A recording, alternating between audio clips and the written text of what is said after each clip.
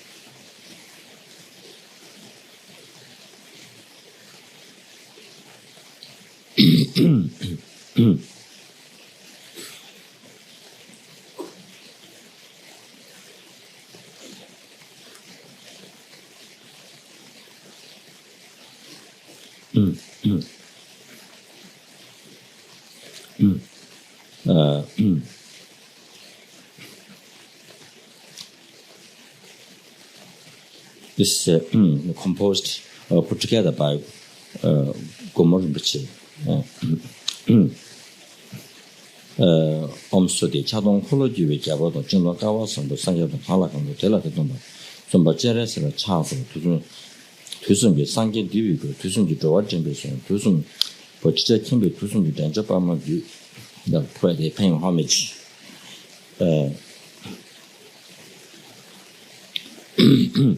Anyway, you understood what it's saying.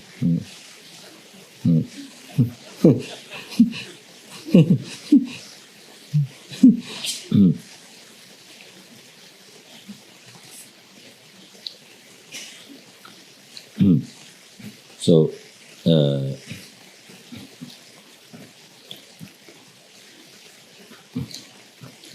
one who has you who has the 1,000 arm, signifying the 1,000 wheel-turning king, and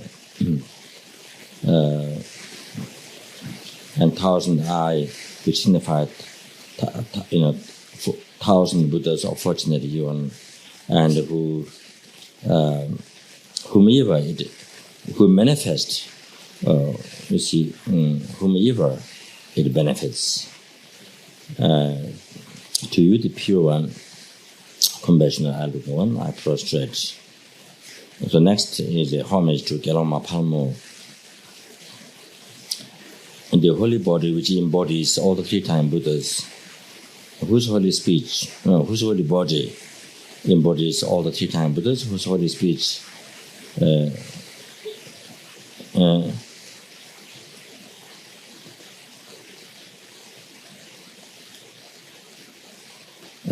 guiding or leading the 3-time, the transmigrated beings, whose holy mind, understanding all the past, present, future, 3 times at the same time. The supreme leader of the 3 times, to Palmo, I pay homage.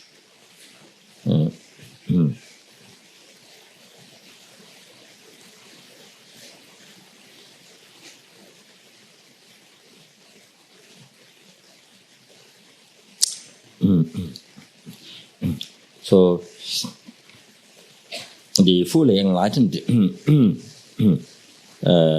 infinite light Buddha, the Amitabha Buddha,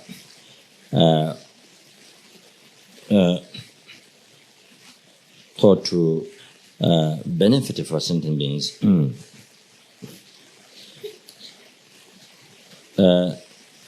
From the right eye, white beam emitted, and that manifested in Chenrezig, compassionate looking deity. And then from the left eye, blue beam came out, and that transformed into Tara.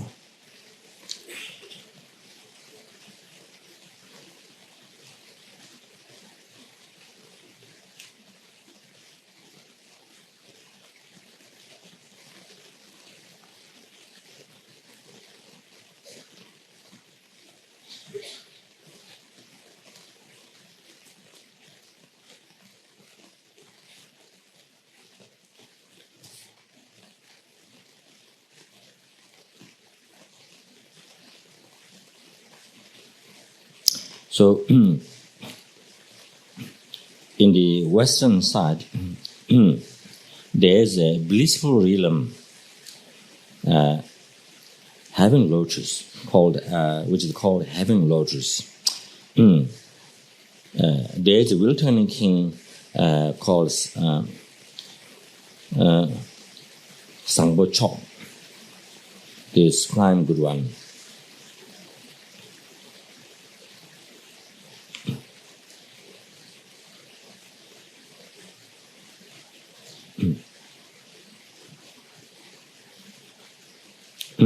And that Wilton king didn't have son.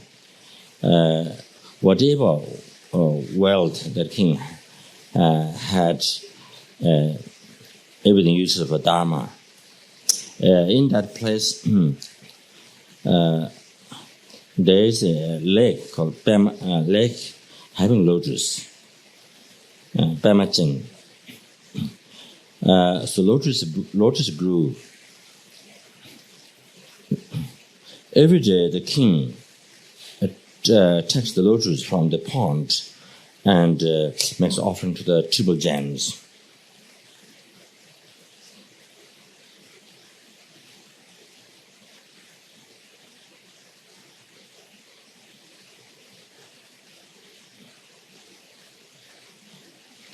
So one day the king's servant, the messenger who comes to pick up a petal,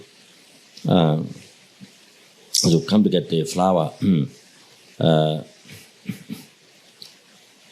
So one lotus trunk has one branch, very large, like size of eagle wing. In the center of that, there is a flower not opened. So the messenger explained to the king what he saw. So the king said, inside, it is definite inside that flower there would be the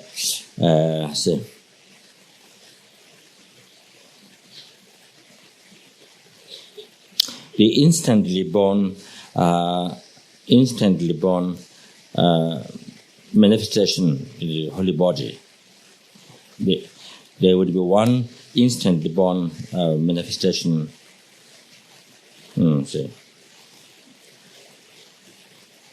Spontaneously born or instantly born manifestation, one holy body.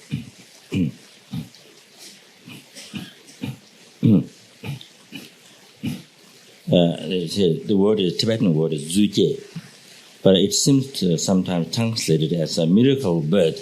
But I don't think that is the right translation. Zuje, translated as a miracle bird. I don't think that is a miracle bird.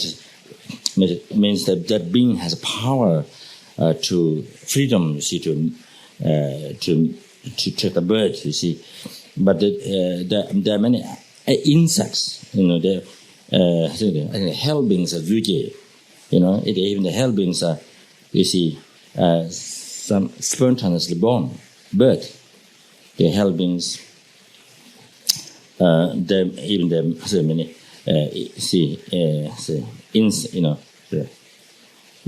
insects or even animals. There you see insects who are simultaneously born or instantly born. See?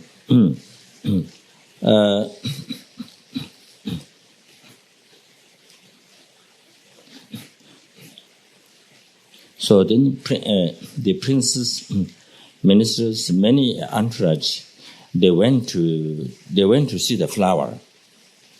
Then they opened the flower, and they saw a child, this very young, 16 age, adorned with the holy signs and exemplifications, and having the white, holy body, radiating one. It's covered by the white scarf around. At the waist, and then it has an antelope skin, you see, on the shoulder, and they hang it down, covering on the breast. From the holy mouth, saying, making sound, how pitiful the 6 realm sentient beings are. So keep on saying that. So the king and all the entourage, they did prostration. They spread out the kashiga cloth called kashiga, must be something very expensive, I would think. So then they invoked, the child, which in the lotus, you see. And then they all made offering. And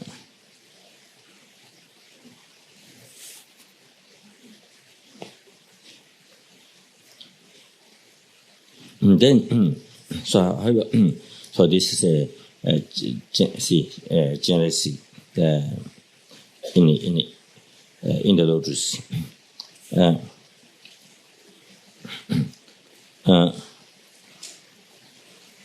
Then they were thinking to work first to benefit our sentient beings.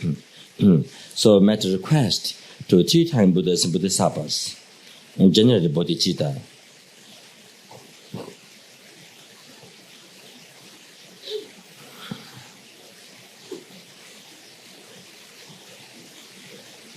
Then made vow to lead. Made vow to lead the numberless sentient beings without exception in the peerless happiness, the fully enlightened state.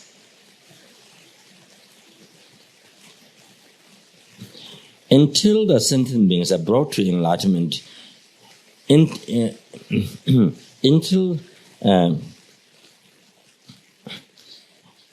I led the sentient beings, all the sentient beings to enlightenment, until that time, if any thought seeking happiness for myself arises, then may my head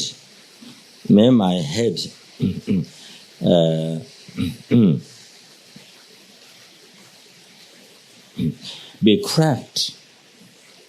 So until all the sentient beings are brought, you see, that led them to until I lead them all the sentient beings to enlightenment. If any thought, you see, desiring happiness, peace for oneself, then may my head be cracked.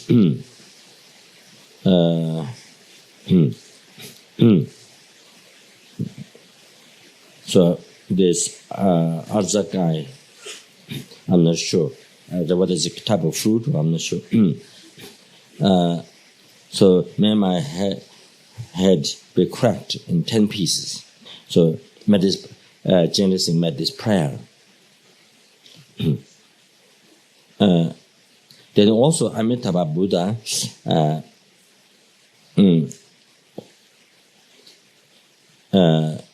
granted the holy words.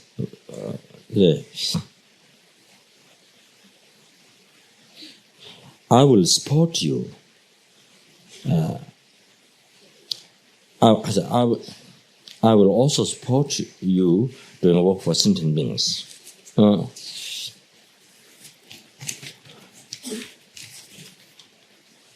Then from the Chenrezig's holy body, 6 beams emitted. It it went to the six beams emitted, and it reached in each realm, in 6 realms, and did work for sentient beings, and liberated the 6 realm sentient beings.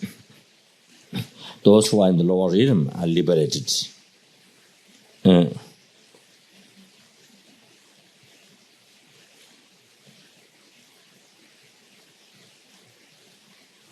Then the great compassionate one went on the tip of the Mount Mirror, and then looked with the wisdom eye back,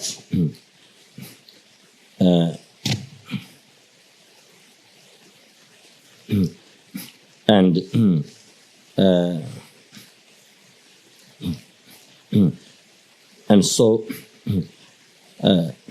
Still there are so many sentient beings like before.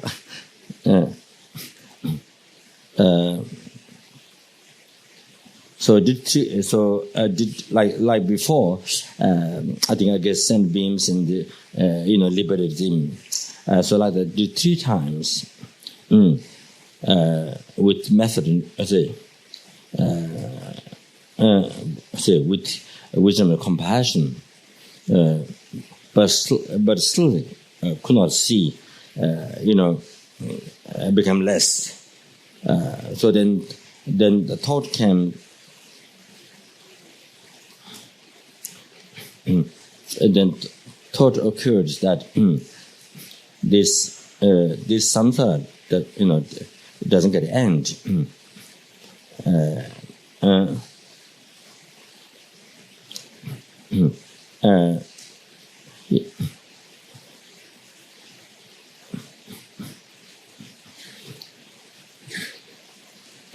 So, in other words, how much I did, the sentiment that doesn't become less, and it doesn't seem the samsara, this samsara end. It doesn't seem that the samsara end. So, therefore, I'm going to abide. In peace. Myself in peace. So the thought arising, and then degenerated the previous commitment, the vow, that saying that until I brought all the sentient beings to enlightenment, may any thought desiring peace for oneself, peace and happiness for oneself, never happen. If it happened, then may my head be cracked in 10 pieces. So you see, so now the thought. So after by sending beings to 6 realms, liberated many sentient beings, many times, but still didn't see become less or end samsara. So then thought came that I abide in peace.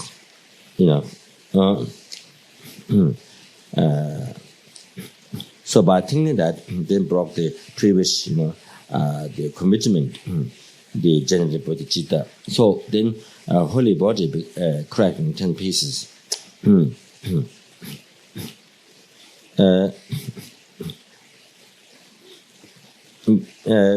Being unbearable, the pain, and met great sound, because so much pain.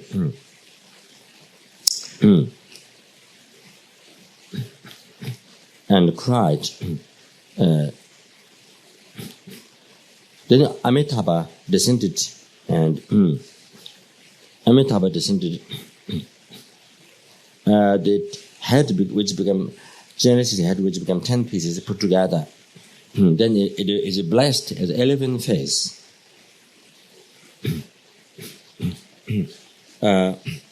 This is one explanation.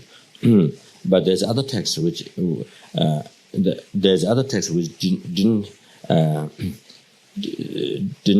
doesn't present exactly this way.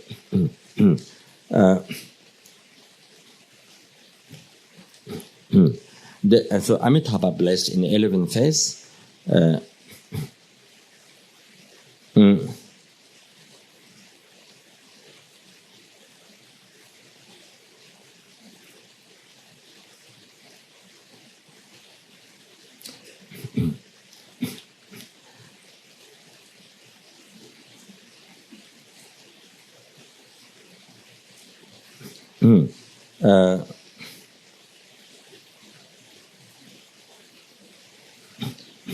And blessed the peaceful face, peaceful holy face. Here it says because this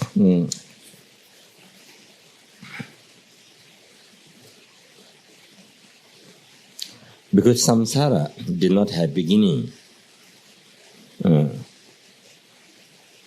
It says blessed the face in peaceful, peaceful face, and those so those sentient beings who cannot be benefited, cannot be subdued by peaceful face, and then blessed the wrathful face, the black wrathful face, which is up there down below the elephant face. You see down below this Amitabha Buddha, the wrathful face.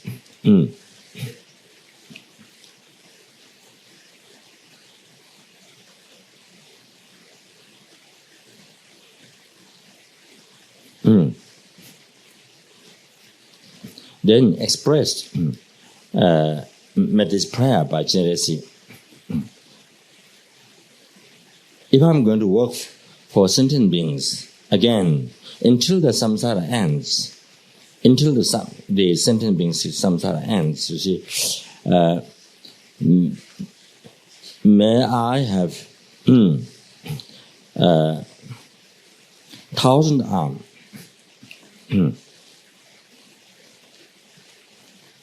The 1,000 king of the 1,000 will-turning king, and may I have the 1,000 eye, the 1,000 Buddhas of the fortunate eons. So instantly in that minute, as in that second, then became 11. So that aspect, the 1,000 arms, the 11 face, all that. Now the Gelongma Palmo. So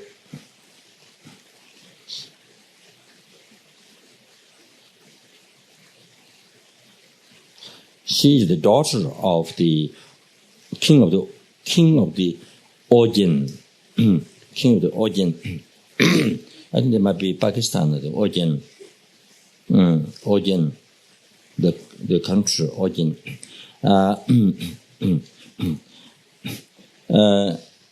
She is the daughter of the king of the Orgyen.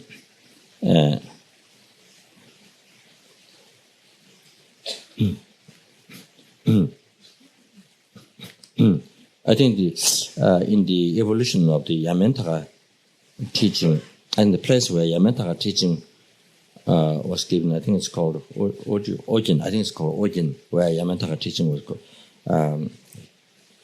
granted, I think. So then she, who's the hoop, you see. So this is the Gelongma Palmo. Her earlier life is the daughter. So anyway, she is the daughter of the king of Orgyen, and she realized the shortcomings of the household life, and then she became, say,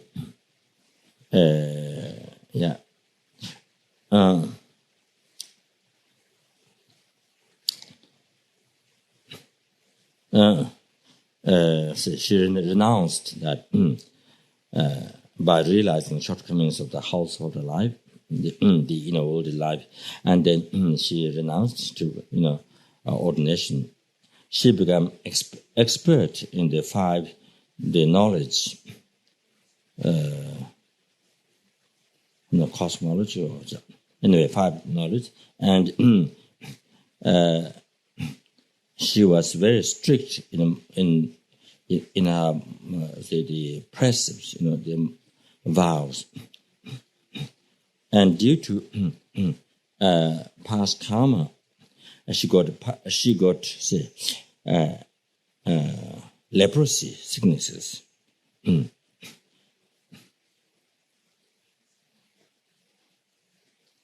So both hands,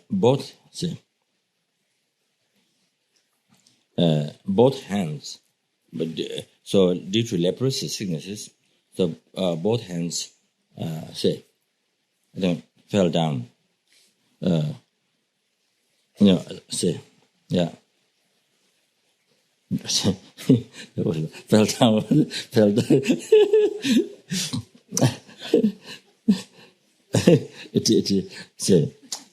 I guess it become smaller, and then I guess this is stopped out.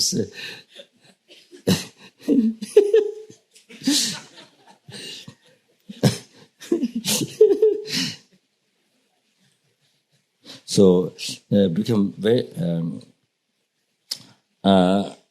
cannot reach even food. You see, become like that. Cannot help to get food. Then she had to act like animal eating food. You see, from the mouth of the food, like how the dog does, like that. So like animals, she had to eat food like in that manner.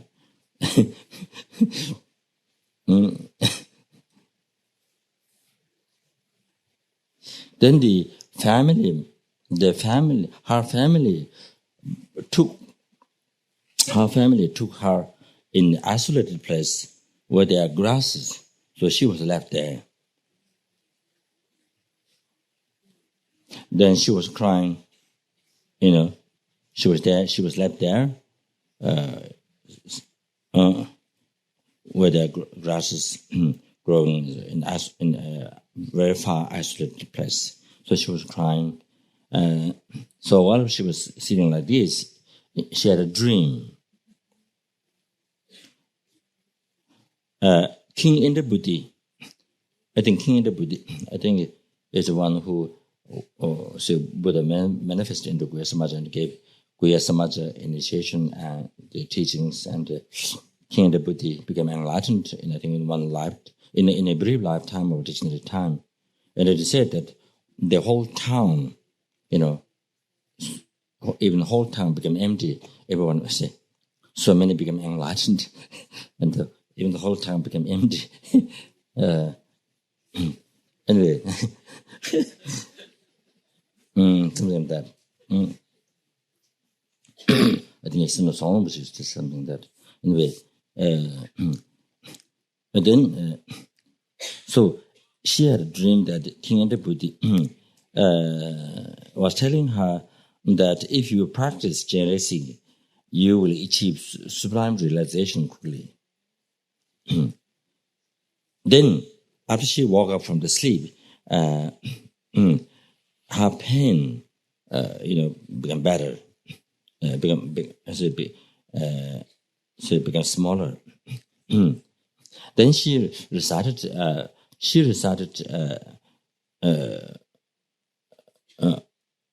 Chenrezig mantra or Manipime Hung day and night continuously.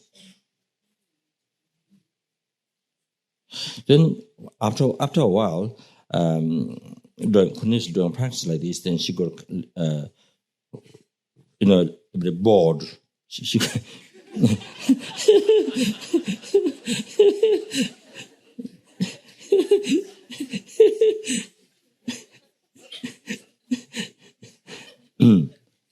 Looks like describing me. So after some time she got bored. So she got upset. Then again in the dream, she had a dream. And in the dream, she saw Manjushri. And Manjushri advised to her,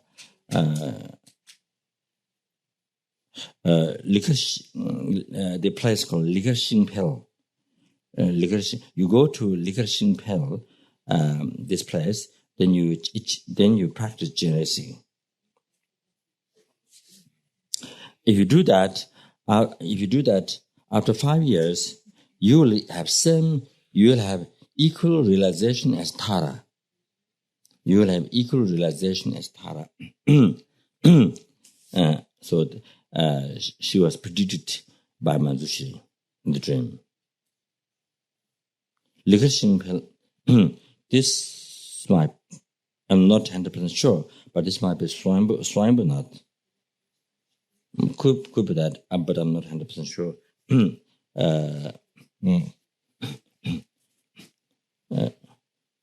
So Manjushri gave one pill to her and said, "This is attainment," and then disappeared. Then she took the pill and she woke up.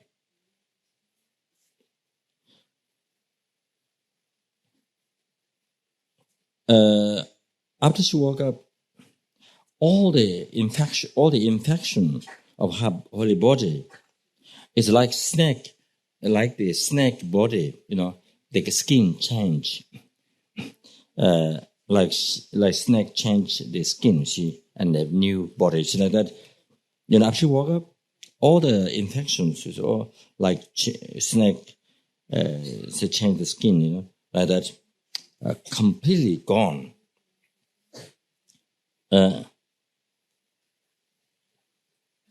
Completely gone, and then her sins gradually healed.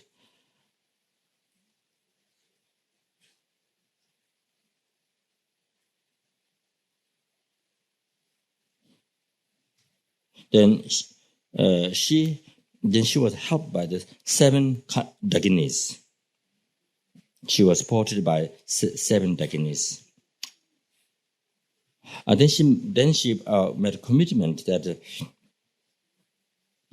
I won't leave from this Ligersingpel, from this seat, from this place. I won't go away, move to another place until I achieve enlightenment.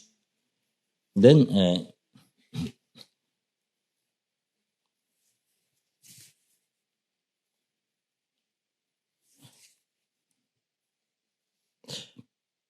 on one seat, then she did on one seat she did Mune, and recited the short and long mantra of Amitabha Buddha.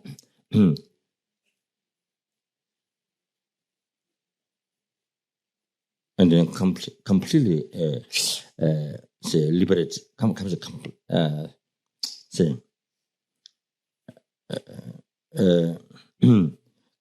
completely healed, her sicknesses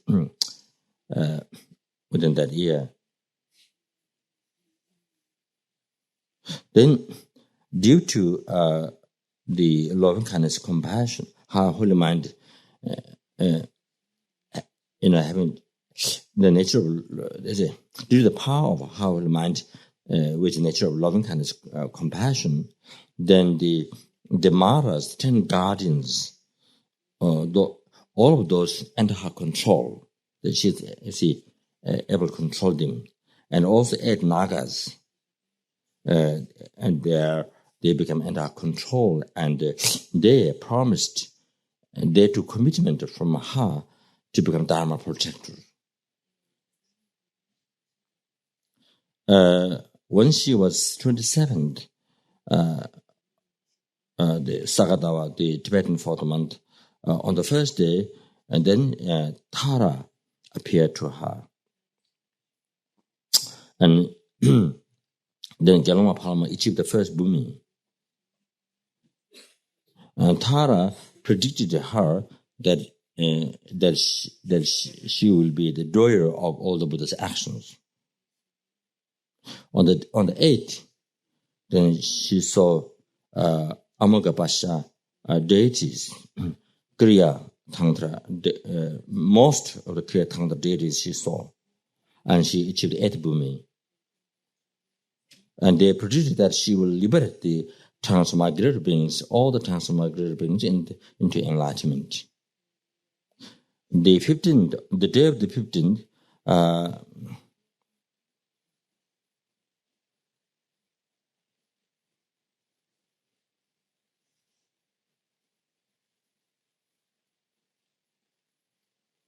she saw 1,000 eye compassion Buddha.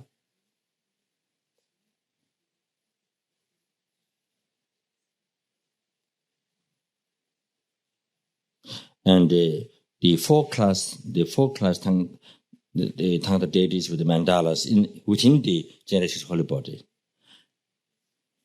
And on each pulse, in or on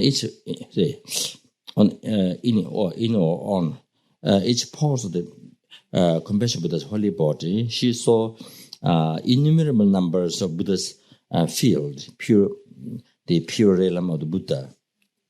In Chenrezig, in each pulse. That's what she saw.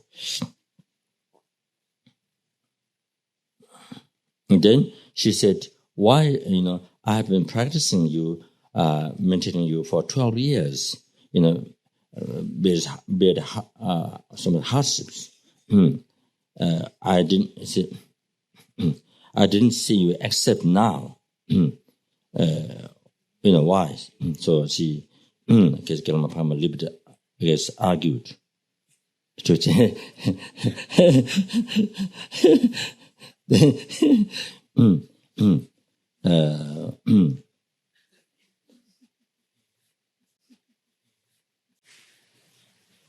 Then Chenrezig told her, the first day when you started retreat, I was there without separation.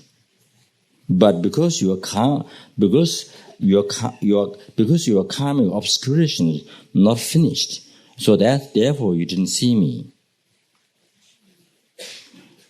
So Chenrezig blessed her, and she achieved 10th bhumi. So then say how Gelongma Palmo's holy body became golden color. Then because so she's about to achieve enlightenment. So before you achieve enlightenment, you have to engage in the tantric conduct. You have to engage in tantric conduct. It is said sometimes in a few months, 3-4 months, or a few months of tantric conduct, you have to engage.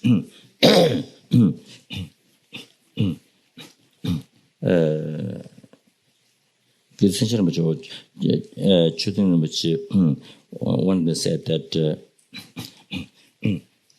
at a garden, in Tibet, Garden Monastery, there's one monk. I think one monk who is about to achieve enlightenment. So, before achieving enlightenment, you have to engage in the tantric conduct.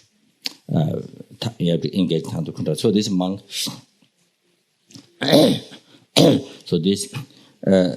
so in his case, he built a very large house, very high,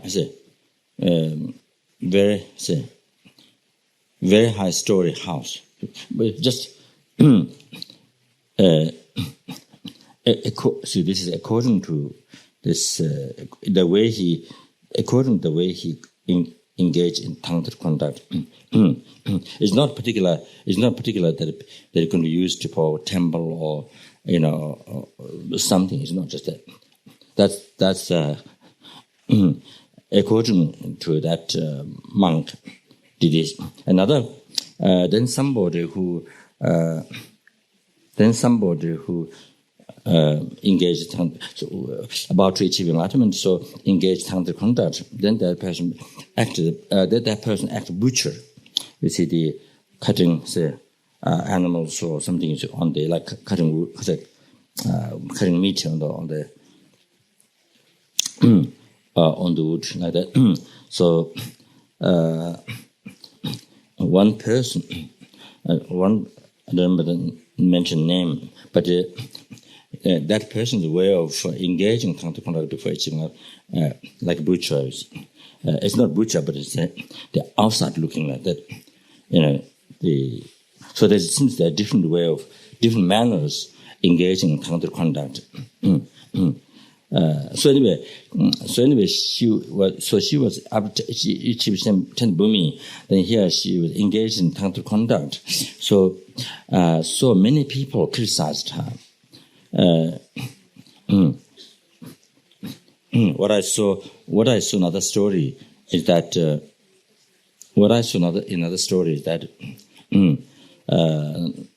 the text, there's a clear tantra text.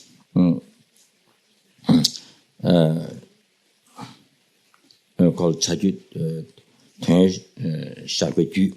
In that text, the Gelongma Palmo story, it seemed her body became, after she achieved Chenrezig, then she became extremely, like 16 years old, or extremely, totally changed her body and extremely beautiful. So what happened was, I think she was nearby a monastery, living there. So the people in the city, they criticized her that she broke vows, that she's not pure, this and that, like that. And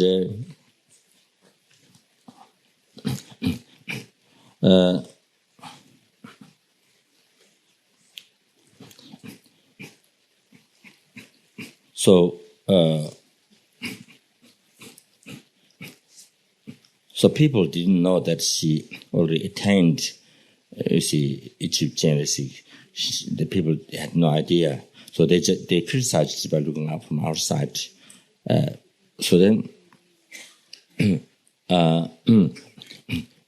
what she did was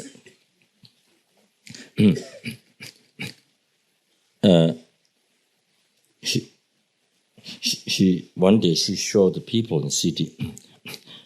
She cut her neck and put on this spear, and then she danced in the sky by putting her head on the spear, and she danced between the clouds in the sky. And then she said, if it's true that I'm not pure, then the head should not come back. So if I'm pure, then it should come back. So the head came back and became normal. And so then all the people in the city who lost faith to her, who criticized that she's not pure, so they all got unbelievable devotion to her, incredible devotion to her. So they stopped all the heresy, the wrong views. So Geshe Lama Guncho, his comment is that there is Doje Palmo called Ujema. There's Doje Palmo whose head, the head is on the spear. There's one aspect of Doje Palmo. The head is on the spear. So Geshe Lama Guncho said that so the Gelongma Palmo in reality is a Doje Palmo. In reality, there's a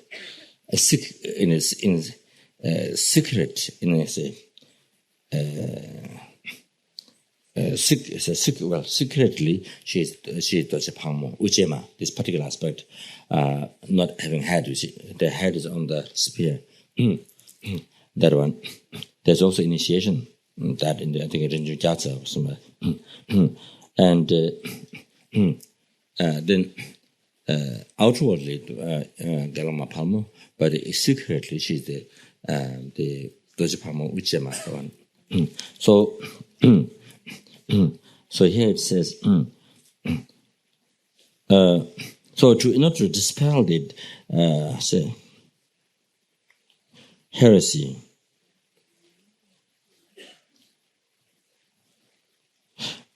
so there is a special day where people gather. Chenrezig Kasapani, one aspect of Chenrezig Kasapani. There's a special day of that, so where so many people gather. So she went in the market that day, where so many people gather. Then she cut her head. So she danced in the sky and between the clouds. Again, she came down on the ground. Like before. Then everyone who were there, gathered there, then everyone brought in devotion.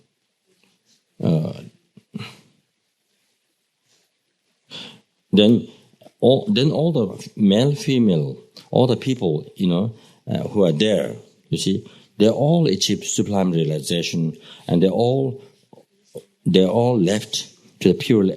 They all went away in the Pure Land, in Tabakachu, in Pure Land. So here it says, outwardly, Gelongma Palmo, inwardly, Tara, secretly, Doje Palmo Ujema. It says,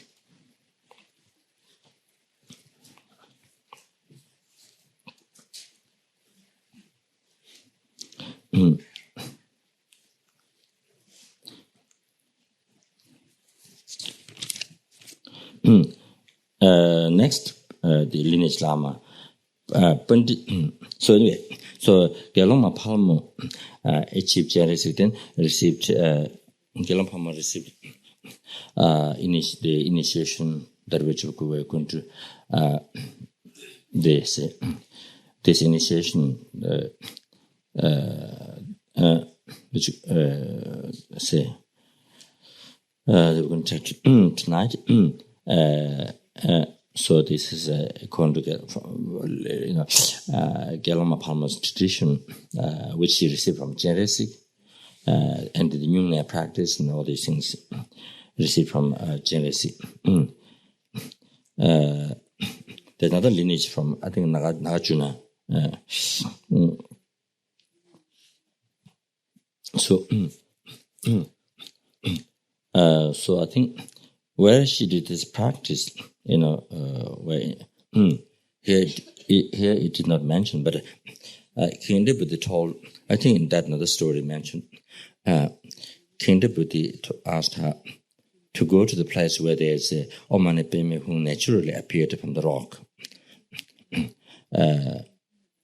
So she went there and did the practice meditation restriction Chenrezig. So this is where she achieved Chenrezig. So I was very interested to find out where this rock is, where the Omane Peme who naturally appeared. So I've been looking for that for many years. One time I asked Teacher Rinpoche, who was not now, but before he was the head of the Buddhists in Nepal. But Rinpoche didn't know. So I think because the story is degenerate, so people say it is there, but people don't know the story, and so then the people don't know the place where it is. So things getting degenerated. They say it is there, but the story is lost, so then people don't know. So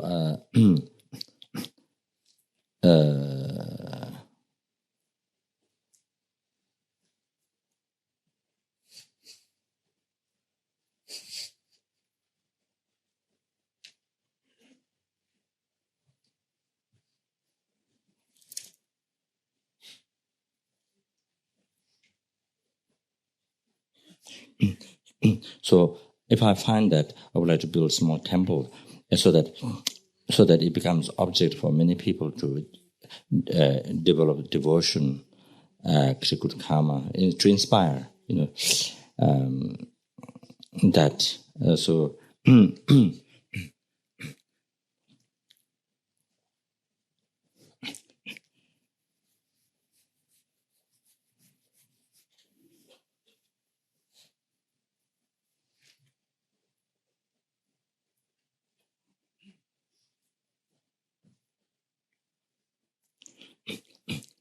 so asked to Kandoma, this Dharamsala, who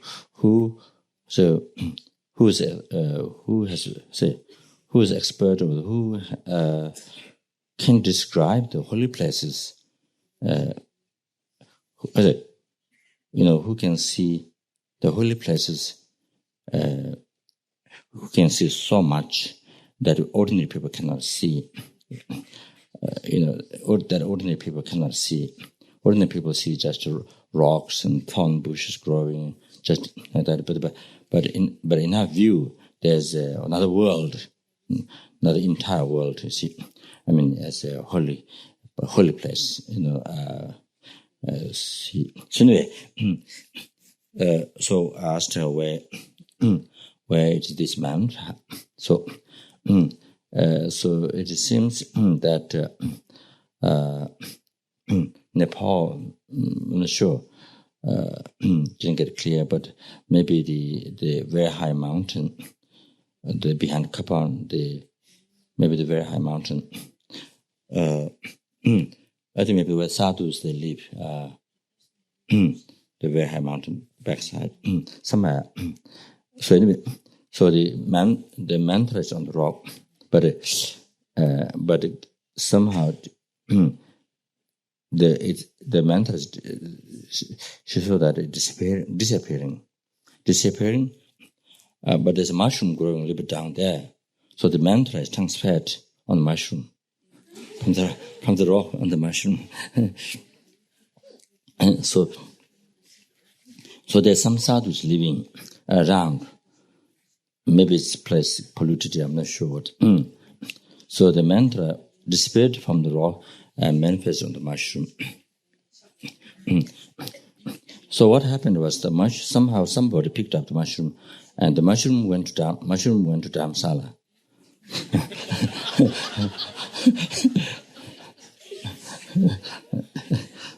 I don't mean mushroom took trains and buses and went down. No, I think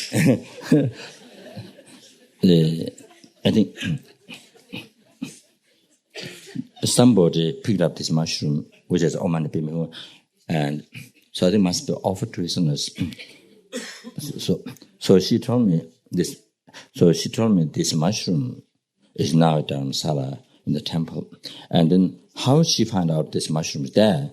How she found out the mushroom is there in the temple is because when she was making pilgrimage in Nepal,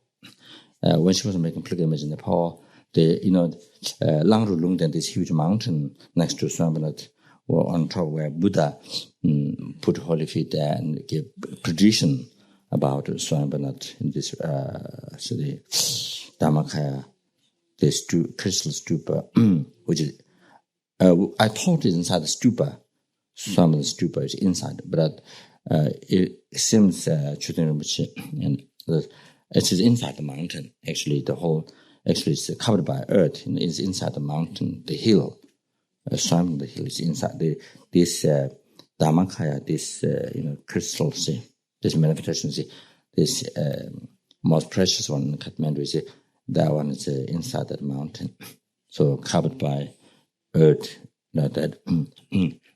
So that whole mountain seems most amazing, holy.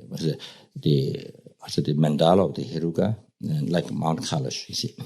That seems just unexpressible holy object. That whole thing. That's why so many people circumambulate down below, rather circumambulate on the top. From 3 o'clock, 4 o'clock in the morning, starting.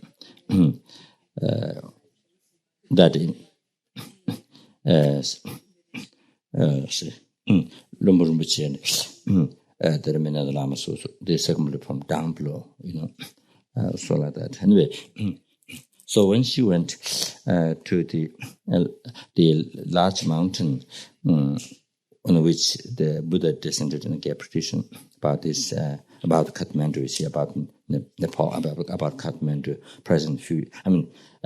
About future, everything in the Sutta text. The problems, what will happen, and all that, the whole thing. The king didn't guide the people well and did engage in unrighteous actions. Then there will be problems. The king will have problems in the life. And so, however, if there's other countries attacking, problem like that happens, then they take care of the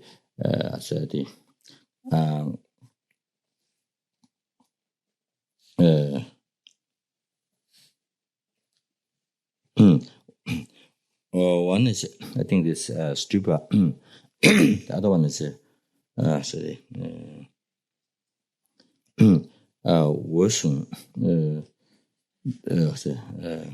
Kashapa stupa. These two stupas, if the people, if the king and the government, if they do offer good service, take care, then all the problems attacking, by the country, whatever, will be pacified. So anyway,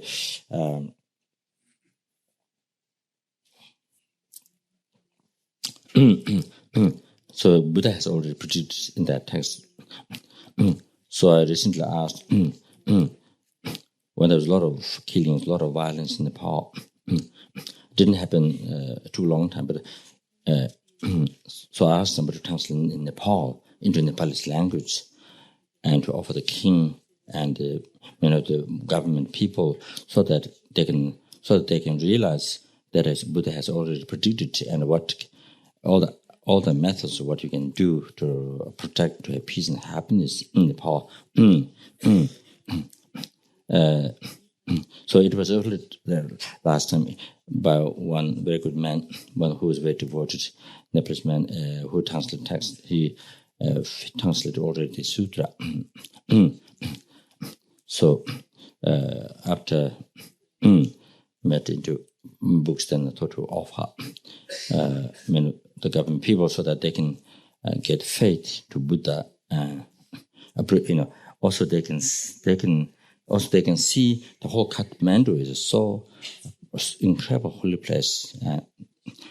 So the text talks about they will always Buddhas and Bodhisattvas there. It describes so much, so they can see how it's so special, and also they can get faith to Buddha, explain all the what can be done for to have peace and happiness. So I think so anyway, that mountain, you see, that mountain down below, there's Nagarjuna cave. So this Kandoma went there for pilgrimage. When she went in this cave, she saw a red Chenrezig.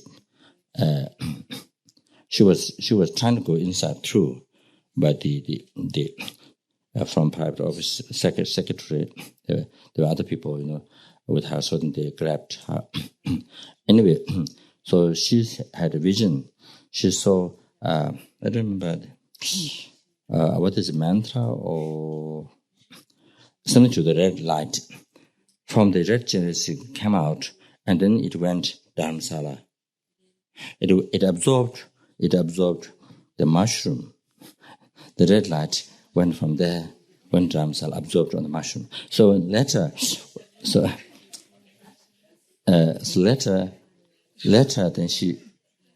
when she arrived at Dharamsala, she checked. She asked. She went to check in the temple where the mushroom is. So she saw. So mushroom was there. Mushroom that which is Omani Bhima was there. So when I was last there, so I asked her. I think I asked her at Dharamsala. That's right. Then I went down to see the mushroom, especially. So it is upstairs in the temple, upstairs temple, not downstairs, upstairs temple. But I think the mushroom is not up there. It's kind of some corner somewhere there, and you wouldn't see easily. The front you can't. It's not there somewhere. So she sent. So the Kandama, she sent. There's one monk from Namgyal who always takes care of her. One I think a very good monk who always look after her, take care. So the monk she sent the monk to show the mushroom. So what I thought was, if I can get this mushroom,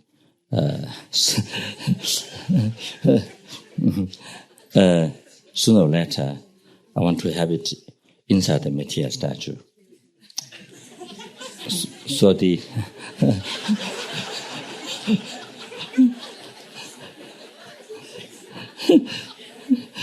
so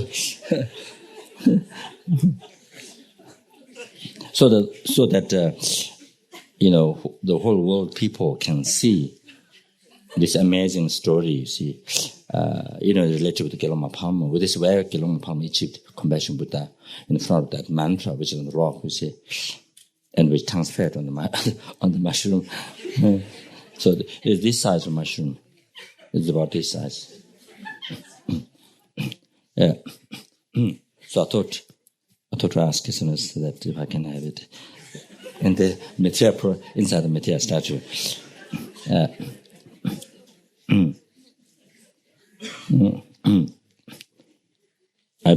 I believe that myself might keep, but I'm not sure. Anyway, so this way, so many people can, inspire. Can inspire. So like that. So anyway, there's just some side talks that.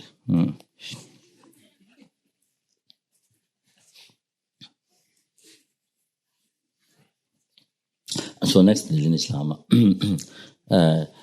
So where this initiation and Nyingla practice pass through from Gelongma Palmo, they had the Pendita Dawa.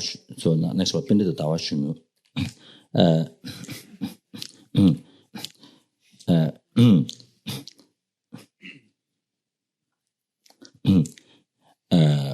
Was born as a Brahmin in India.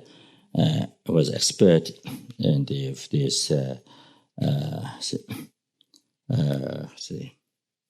logician and poet, and all this five knowledge, as well as Buddhism.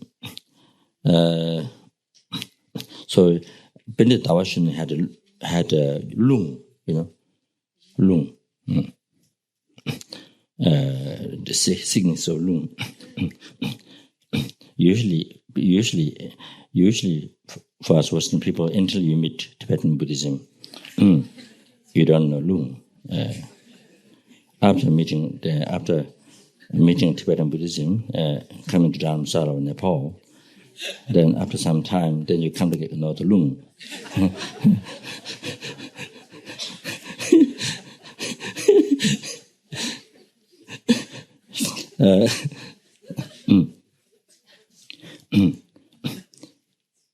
I'm not sure what is good and bad. Anyway, discovering lung. So anyway, Pendita Dawashin had lung sicknesses. So I tried many things, but nothing benefited.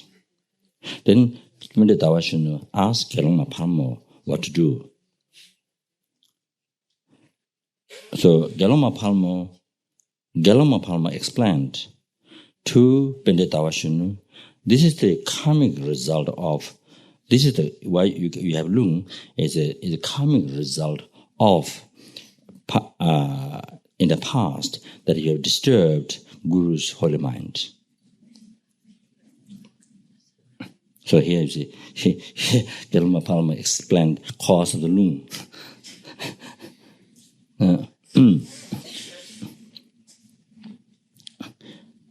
So Gelongma Palmo explained the antidote for the lung. So now you have to listen very carefully.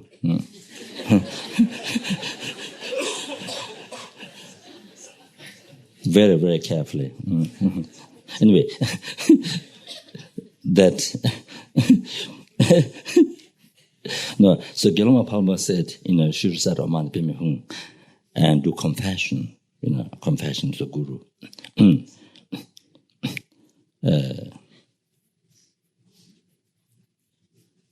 I think the Will of Sharpen, there might be similar one there in the Will of Sharpen. Mind say something that in the say resolved decision samaya or disturbed. I think disturbed the whole mind of the Guru or something. I think there's something similar also mentioned in the Will of Sharpen's.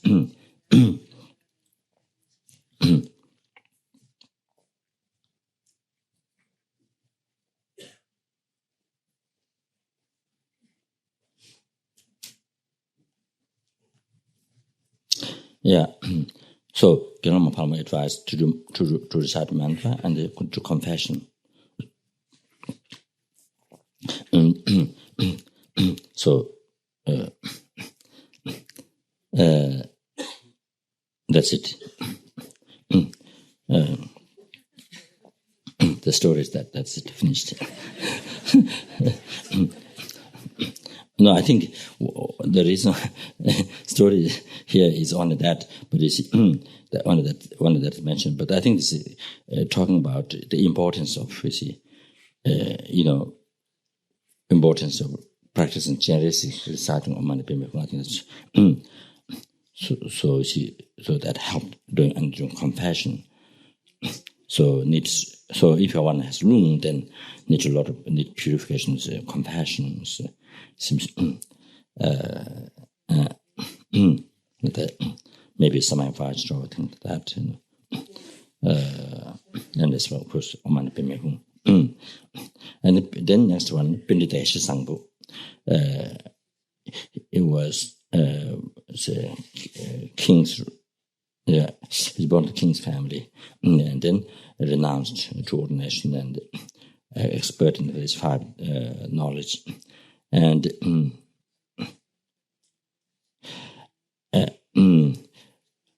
then he had so much wound on his body, infection due to past karma. So he tried many things, but nothing helped. He thought some devas or some spirit harmed. So then one day he asked one yogi, he thought to take the teachings of the Yamantaka.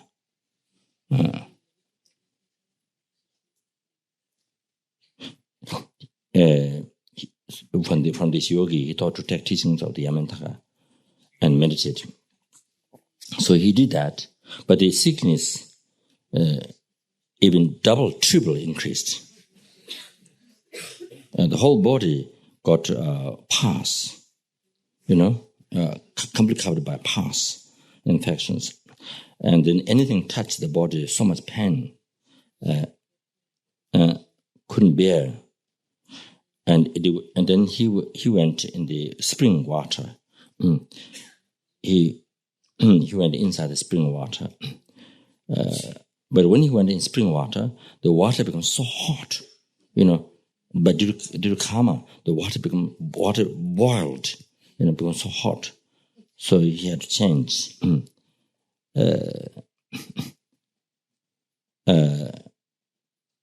Then he went to see another lama, Nyame Palnak.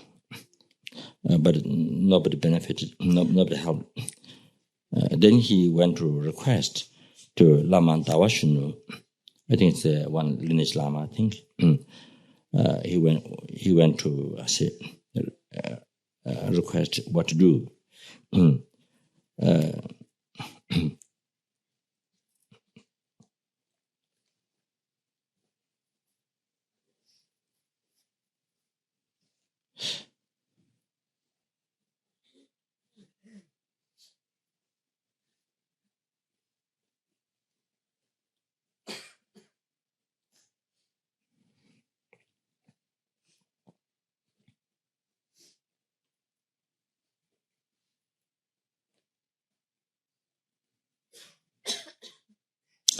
So when he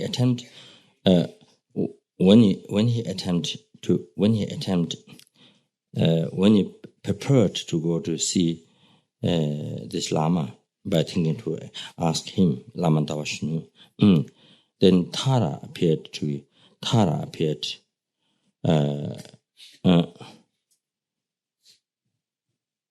Bendidesh Sangbo. Tara appeared to the. We're talking story of Bendidesh Sangbo. Here you see another Lynch Lama of this the Chenrezig practice. So Tara appeared to him, Bendidesh Sangbo. Then Tara told him that I think before he actually saw the Lama Dawashinu, so Tara told him, Bendidesh Sangbo, that why you have all this, wound covered the body. You see, this is because in the past you broke samaya with Guru. As a result of that karma. So therefore, nobody can heal. Nobody can do anything. Can heal. So you just make prayer to Chenrezig. That's what Tara advised to Bendidesh Sangbo. Prodigy. Then he made a prayer to Chenrezig. Then he got healed. The whole infection, that wound covered the whole body, then get healed. Then this Bendidesh Sangbo actually saw 11th-faced Chenrezig. Then he regarded as his idam, mind-self deity. Then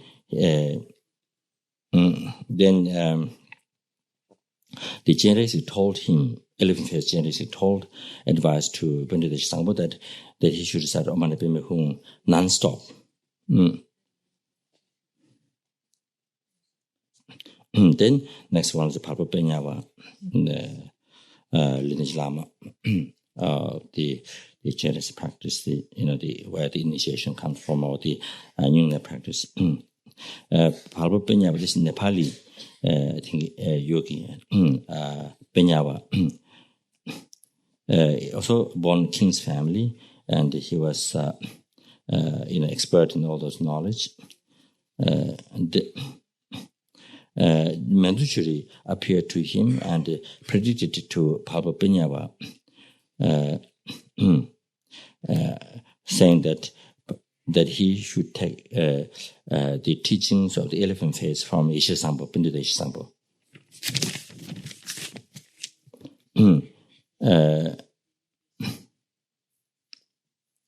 Then he did recitation of Mani Padme Hum for 5 years. Then he actually saw Chenrezig, and he found the sublime realization in Egypt. Then he achieved rainbow body.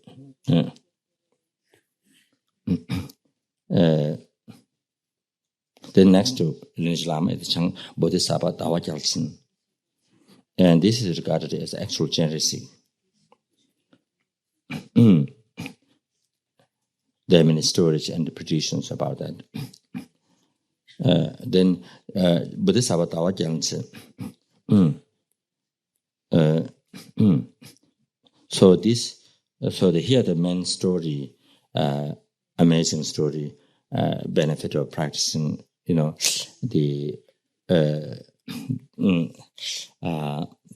during Chenrezig meditation recitation, you see, most amazing, inspiring stories. So Bodhisattva Dawa Gyaltsen is Bodhisattva Dawa Gyaltsen, who is the actual Chenrezig.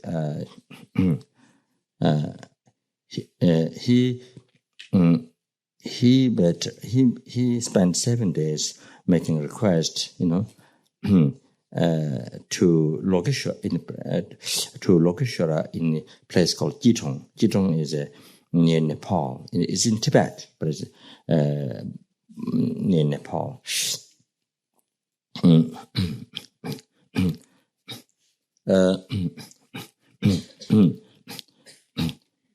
There's again story, but this Chenrezig statue, Lokeshwara, that was in Jitong. So there's how this statue happened is that in Nepal, in Kathmandu, maybe not too close towards not Swaminath, but the Swaminath here. Maybe Kathmandu city is here. Maybe more Swaminath here. Maybe more this side. Anyway, there's one hill there, small hill, and on top there's tree growing. Anyway, so one buffalo comes again on top of this hill and shoots milk to the tree, and I think tree has a light, embraced like this or something like that, special tree. So one day, a monk came from Tibet who is embodiment of Amitabha Buddha, Gelong, something I don't remember name. Came from Tibet who is embodiment of Amitabha Buddha, came there on this hill, and then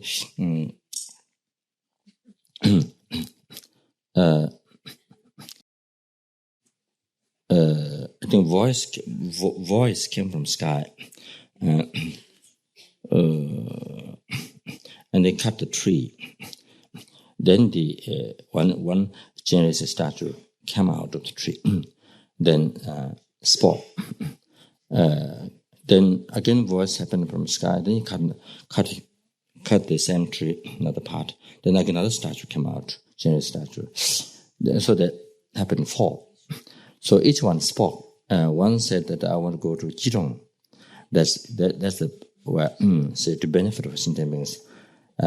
So stop. Say people get sick of cold, something like that. Say colds and coughings and anyway. So colds to stop colds.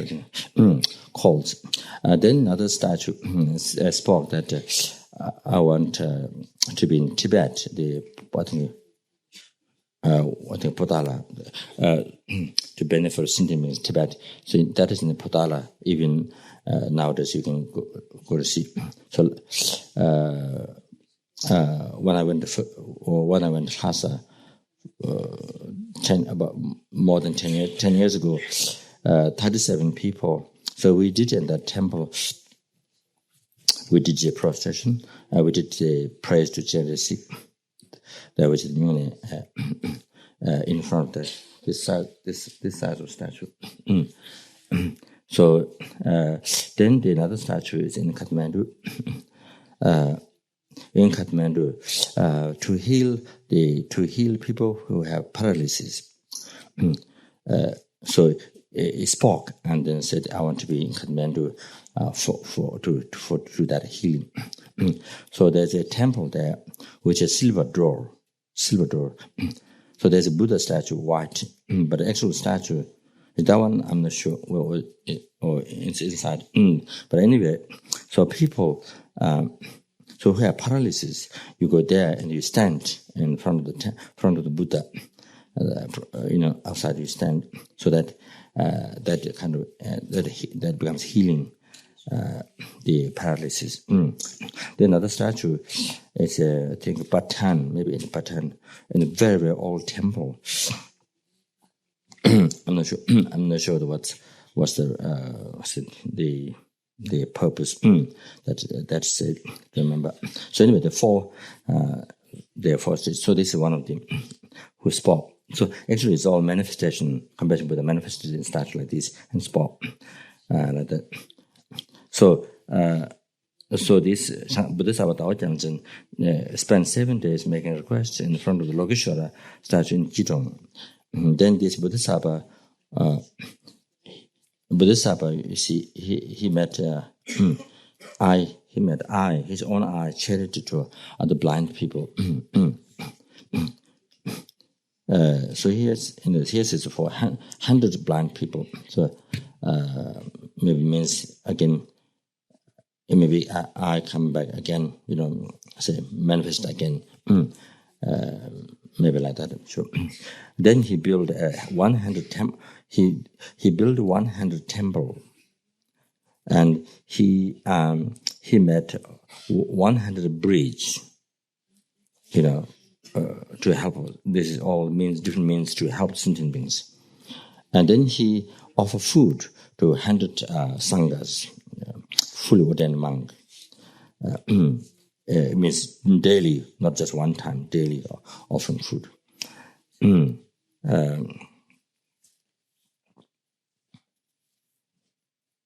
then he was predicted that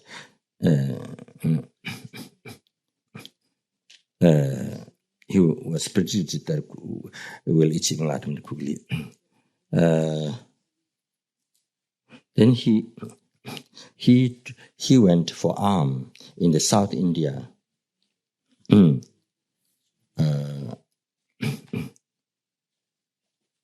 With 4 monks, he went for alms.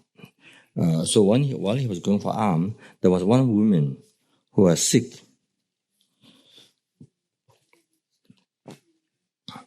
So Buddha Savadawakyans told that woman, this is the result of your past negative karma. By telling that, this sick woman got devotion arising in her heart, and then she was crying. And then she said, "Leave aside past life.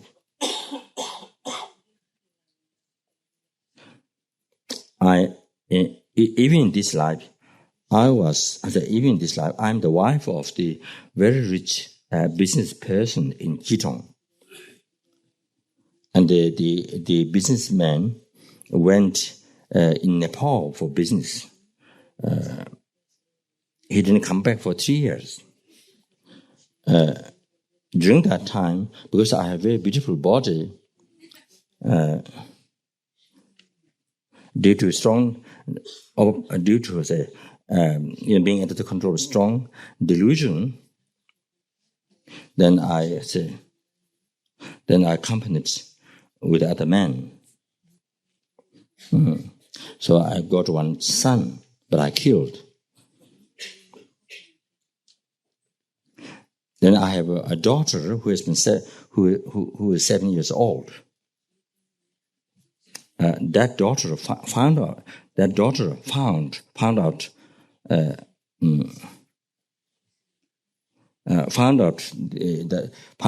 story. That she accompanied with another man and got one son and killed. That the mother killed the son. So her daughter found out that, and then told the mother,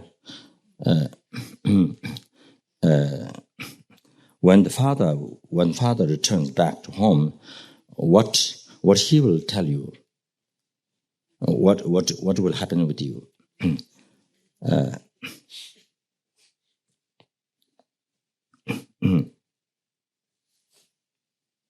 So then the mother told the daughter what I have done. Then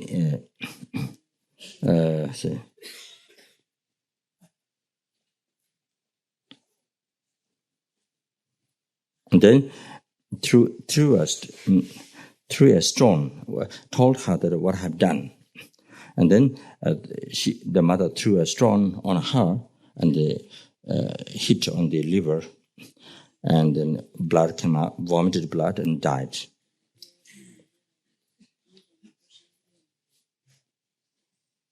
Then one lama who does pujas,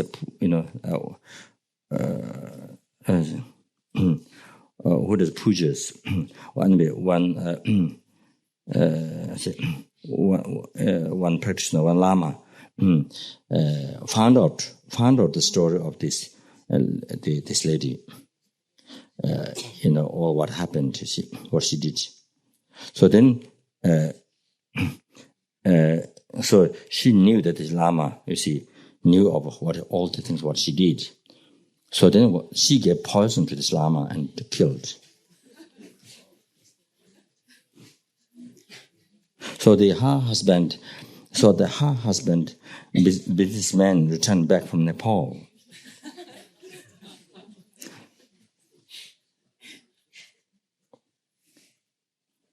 Then her maid, her servant, she heard when the husband, businessman, returned back from Nepal at home.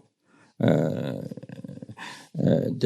the mother, the lady, heard her maid was whispering, talking all the things what she did, whispering to the husband.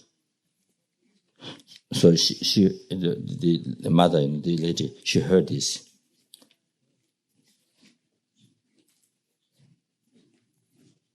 Then she pretended that she didn't know, the mother. She pretended, at night time, she pretended she didn't know.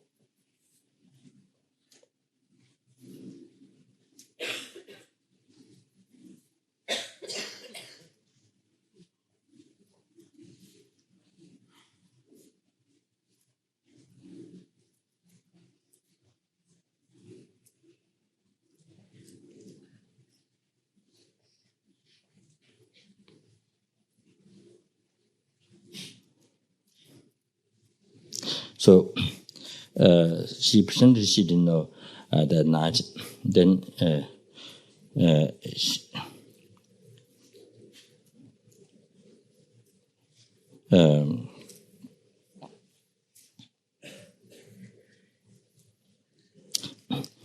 so she said that I will take your eyes, I will take out your eyeballs. They told the maid, the mother told the maid, tomorrow I will take out your eye. Because when the maid was whispering, telling quietly all the stories to the husband, the mother heard. So then the mother gave wine by putting poison into the wine, chang. Then she gave chang wine to her husband, business leader. Then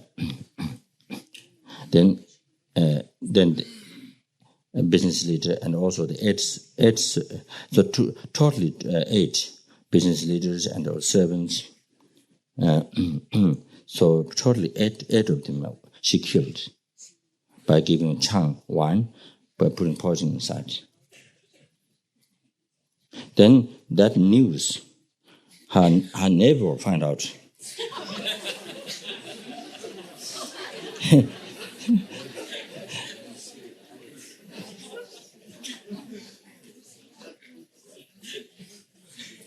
Her neighbor found out the news. 2 neighbors found out the honey. So she killed, she killed both of them, 2 neighbors. Then her 2 maids found out that. Her 2 maids found, it says 2 maids, it didn't say her anyway. 2 maids found out that. Then again she gave poison to them and killed. So totally, how many people she killed? 15 people she killed. She killed 15 people.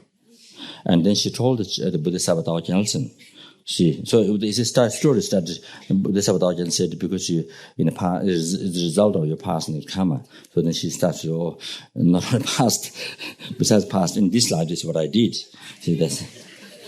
So if you can remember how the story started, So she told that Bodhisattva Dao Gyaltsen, see, I've killed 15 people and I have very heavy karma. Then the Bodhisattva Dao Gyaltsen cried, the Dao Gyaltsen cried so much, couldn't bear the karma of the lady, you see. So then Bodhisattva Dao Gyaltsen told this lady, if you do 1 yungne, you won't get reborn in the lower realms. Advice to her. And Buddha Tao advised, if you do one yungne to this lady, if you do one yungne, you won't get upon lower realms. It is promised by compassion Buddha. And Buddha Tao said, nothing better practice to do than this, than doing yungne. It's for purify all this heavenly karma. And then Buddha Tao advised to her to do 8 yungnes.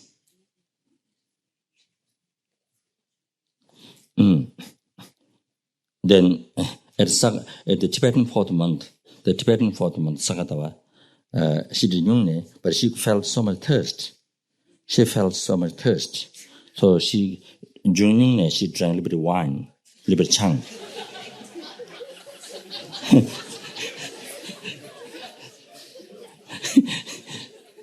And then she got so hungry. So she ate 2 Thomas, 2 Chelsea. The Chelsea, 2 Thomas at the altar, you see. 2 Thomas she ate. But she felt so hungry.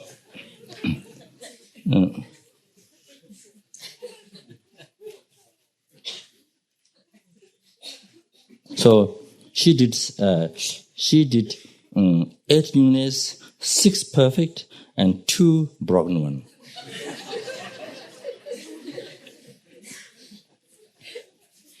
Then not so long ago, after that, then she died.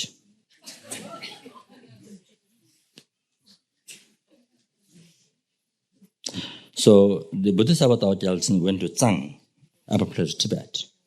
When he was going upper place of Tibet, then one fully wooden monk, asked question to Bodhisattva Tao Gyaltsen. Last year, this lady, sick lady, where she's born? So one monk asked Bodhisattva Tao Gyaltsen. The Bodhisattva Tao Gyaltsen smiled. He smiled.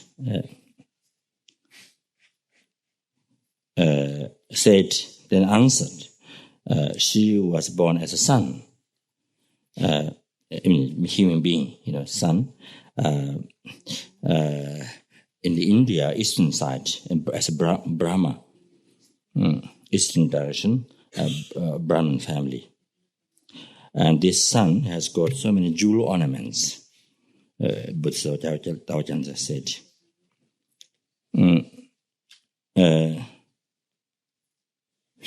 Because in the past life, when she was doing yungne, she drank chang. You see, during yungne she drank chang because so thirst. She drank alcohol. You see, being so thirst. So because of that, you see, Buddha Tao Gyaltsen said, born son, they say, born a son, in India, eastern side, a Brahmin family, and adorned with the many jewel ornaments. Because drank chang during yungne in the past life, so his mind is not stable, ups and downs. Because in past life, drank during yungne, she drank wine, liquid wine. You see, so because of that, the mind is not stable, goes up and down. See? Happy and depressed. So always like that. So because at 2 shells, 2 Thomas from the altar, during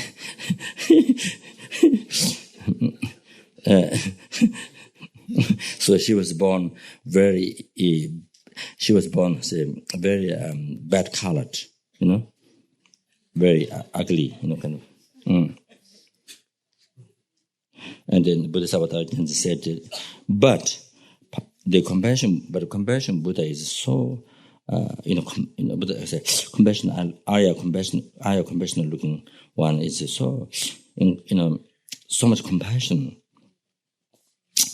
because, so much compassion, has so much compassion to her. So she passed away. So Buddha Savatarajan said, because Chenrezig has so much compassion, so the son will die and then will be born will be born in the blissful realm, Amitabha Pure Land. So after that, so will be born Pure Land Buddha. Amitabha Pure, the blissful realm is Amitabha Pure Land. So that means according to Gita Rinpoche and Manjushri Rinpoche, when the lamas don't accept that you can become enlightened there, they accept that if you're born there, definitely you won't be reborn the Lord. That's for sure.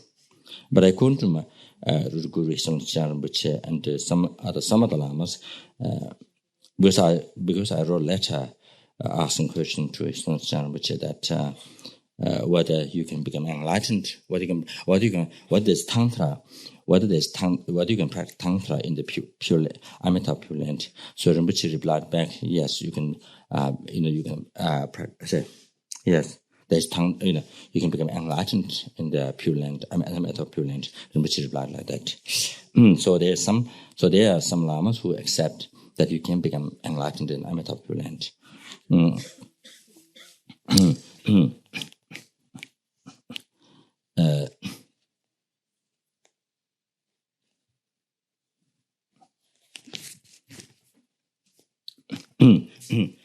So the conclusion is that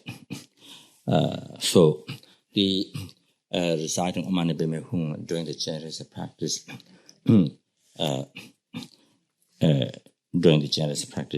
you see the Yungne is that it has incredible, it has so powerful, it has incredible benefit and so powerful for purification. As you heard all those reasons before, nothing helped. All those sicknesses, nothing helped. You see, they're not see only by doing Yungne or by doing the mantra. You see, then they helped. So that they say.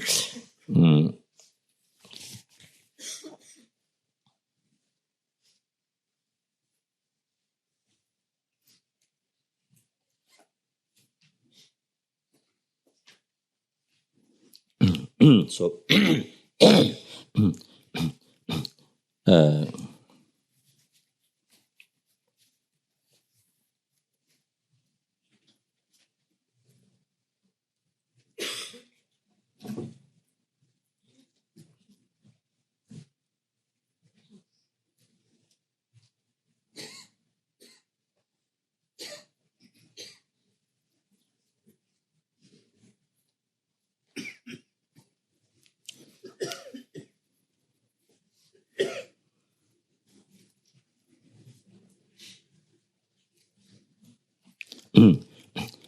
so the compassion Buddha, the Chenrezig, of course, it is the special deity for Tibet,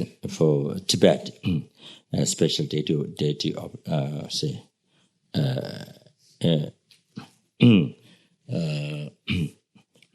of Tibet, but there's all the historical stories. But however, and in these days, that also become special deity. The Chenrezig become special deity also.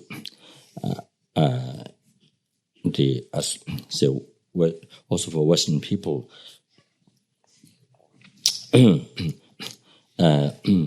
That say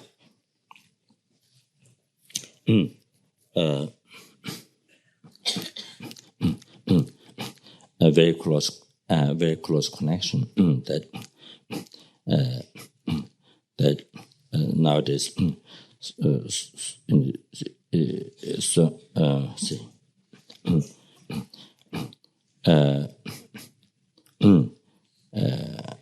so many tens of thousands in the various Western countries. Because it become very common, and also that His Holiness the Dalai Lama, whom Buddha predicted that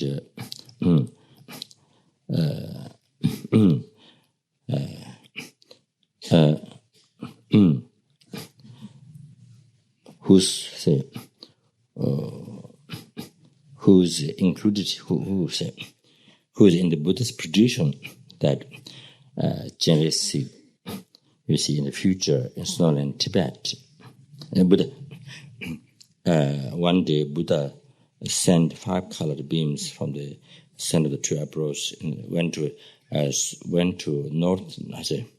northern side, and then smiled, but then turned face towards that and smiled. Then the Bodhisattva, Divanamsal, asked why this happened. Asked the reason why this happened. Then Buddha predicted that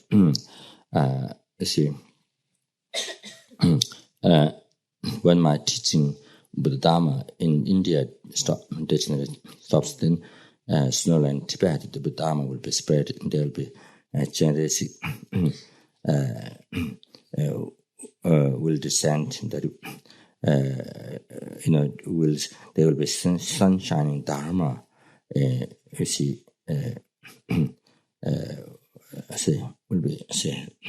The Buddha Dharma will be spread like sun shining, in Tibet, and everybody will have devotion to the Dharma Sangha, and so there are 4 or 5 things predicted like this. So all the Dharma kings in Tibet who preserve Dharma, spread Dharma, who to respond in Tibet, all the incarnation Chenrezig, so that including His Holiness, so the present, so that up to now, so without going into all the involved stories.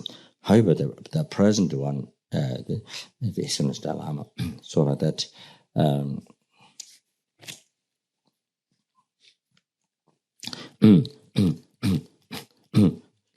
So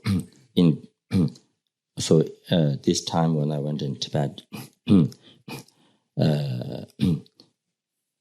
Potala, making pilgrimage in Potala. So there are 5-6 rooms, 5-6 shrine rooms, which they normally don't allow people to see. They're locked. So this time they allowed us. The monks there knew. One is Geshe Sopa Rinpoche's disciple, one monk there.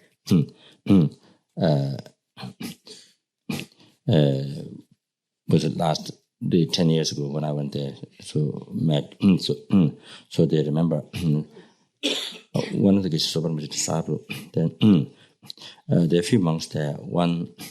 So anyway, so they show us all there's about 5 or 6 rooms that which are secret, not shown to people. So there's one main room there. So these are rooms where His Holiness received teaching from His Holiness Rinpoche, or there's rooms for to retreat, or different where His Holiness did different activities. And there's one main room that where His Holiness meet the officials, things like that, on special occasions.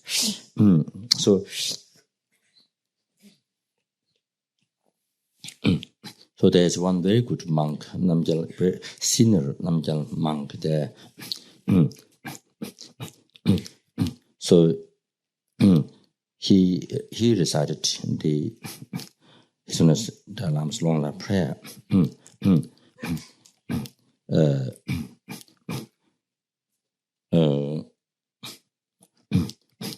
think you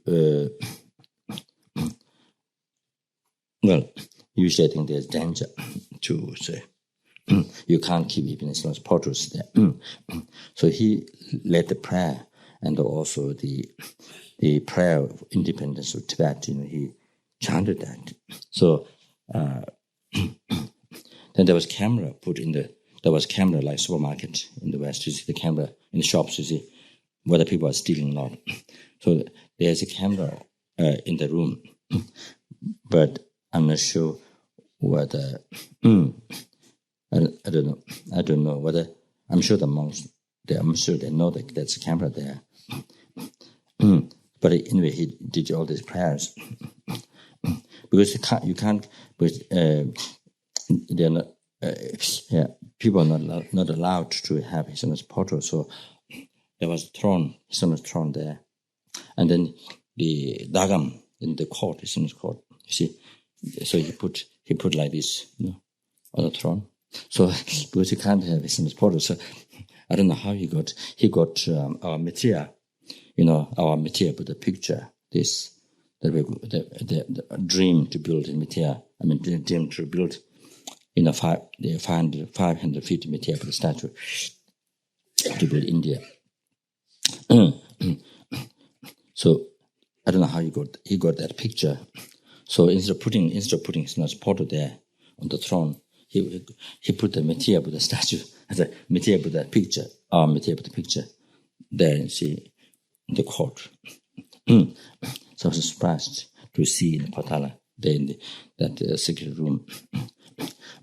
So anyway, after that he told us some stories, how when he was, the day when this Gelongma Rinpoche, who checked on the Bandhalama Lake, who I think spent maybe 7 days, so Bandhalama Lake checked about his incarnation, the incarnation of 13th Dalai Lama. 13th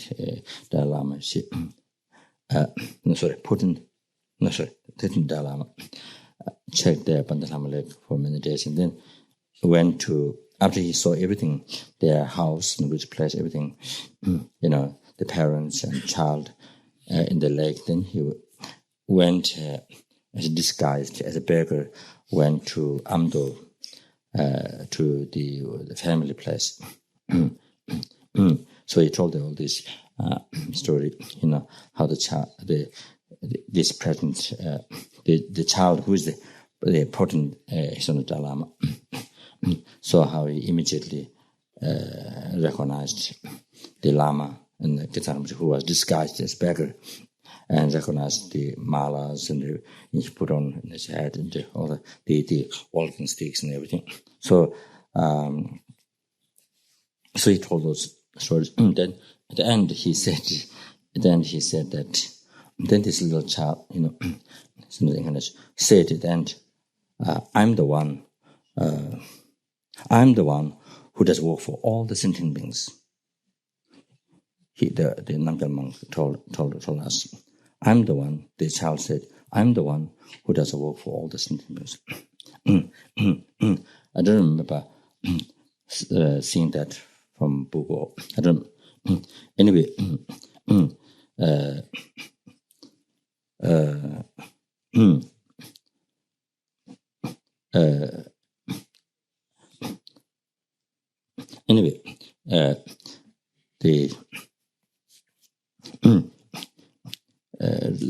anyway, so the monk, the last thing he told us that.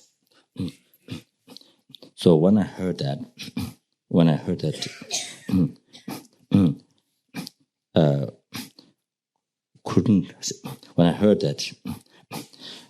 it broke.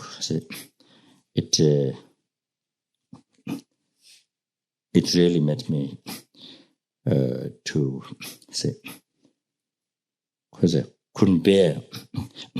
So it made me to cry so much after hearing that. And he the old monk, he tried to clean my nose or my eyes.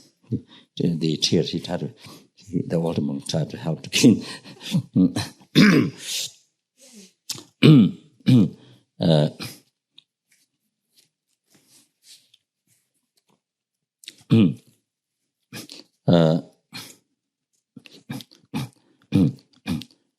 Anyway, a story, what he said is that it is exactly fitted. It is exactly fitted.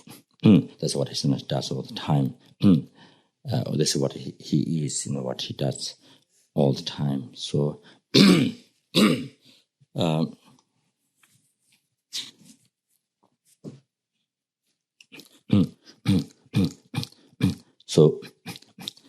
nowadays, so many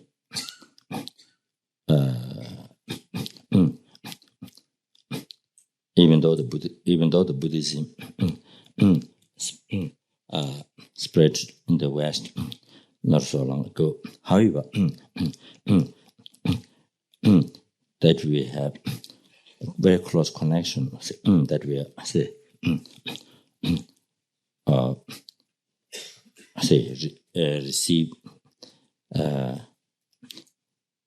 receive actual compassion Buddha in the human form in the West. Again, and to hear teachings so many times, as well as Galactica Sofa initiation. So that is not only the special deity of Tibet, but it's also us all the Western people who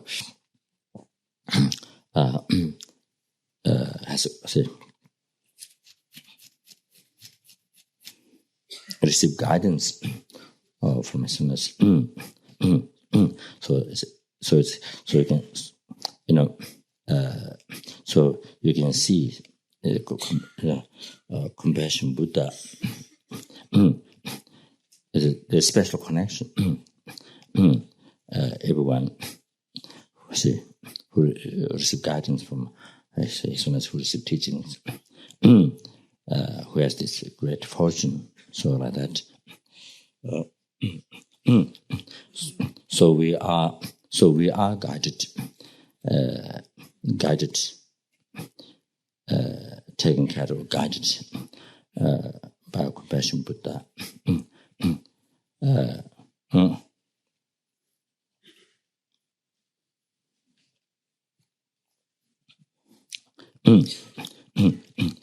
So continuously,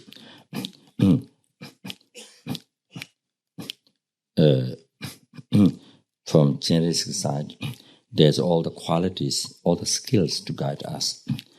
Omniscience, power, perfect omniscience, understanding, power, compassion, everything, all the qualities to guide us. Just from our side, we need to, from our side, we need to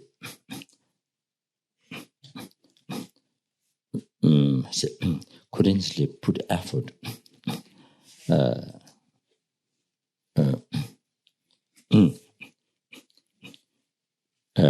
follow the path explained, shown by compassion Buddha. Not that.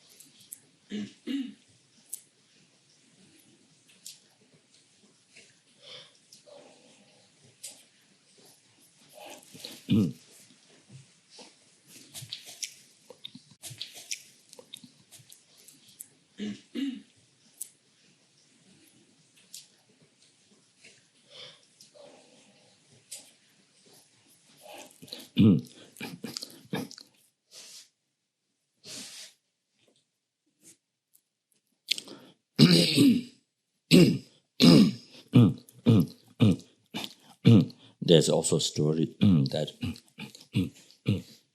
if you pray one time, if you make prayer to Compassion Buddha one time, you ask for guidance one time, then all the time in the future lives that you'll be guided by Compassion Buddha. I'm not going to go through the story tonight. If you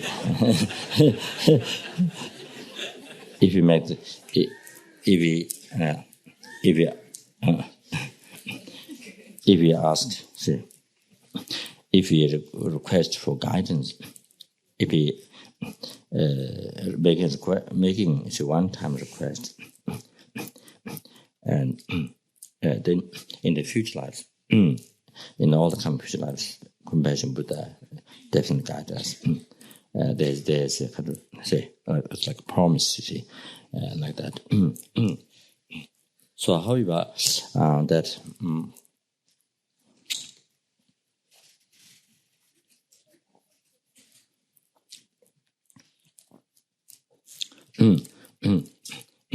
As I normally mention that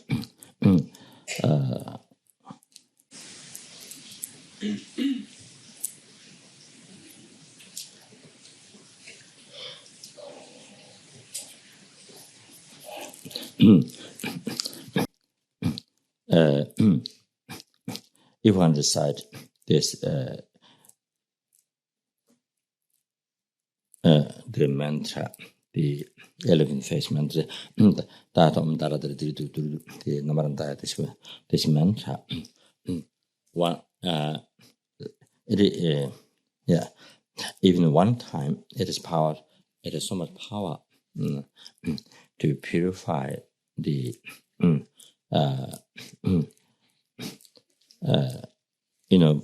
a fully ordained person received all the four defeat. Received all the four defeat. They killed human being and big lie, while one doesn't have realization, saying that I have realization, and have taken things, ungiven things, have stolen things, taken things that was ungiven, and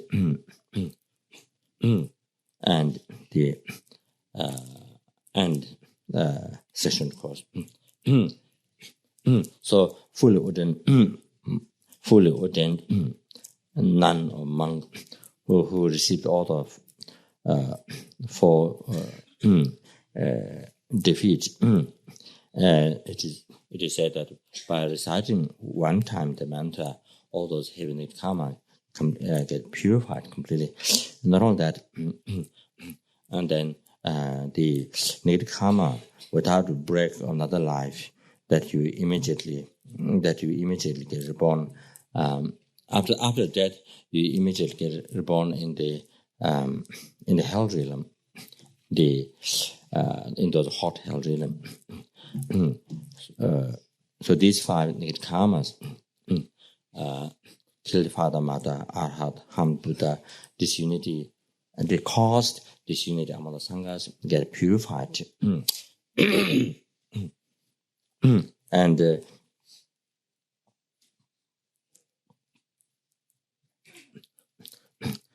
if you recite 7 times of this mantra, and it purifies, so 100 years, so 100 lifetimes, 100 lifetimes that karma get purified. If you recite 21 times, let's say 1,000 eons, net karma get purified. And if you recite the one mala of this, and then it purifies 40,000 eons, negative karma get purified. And then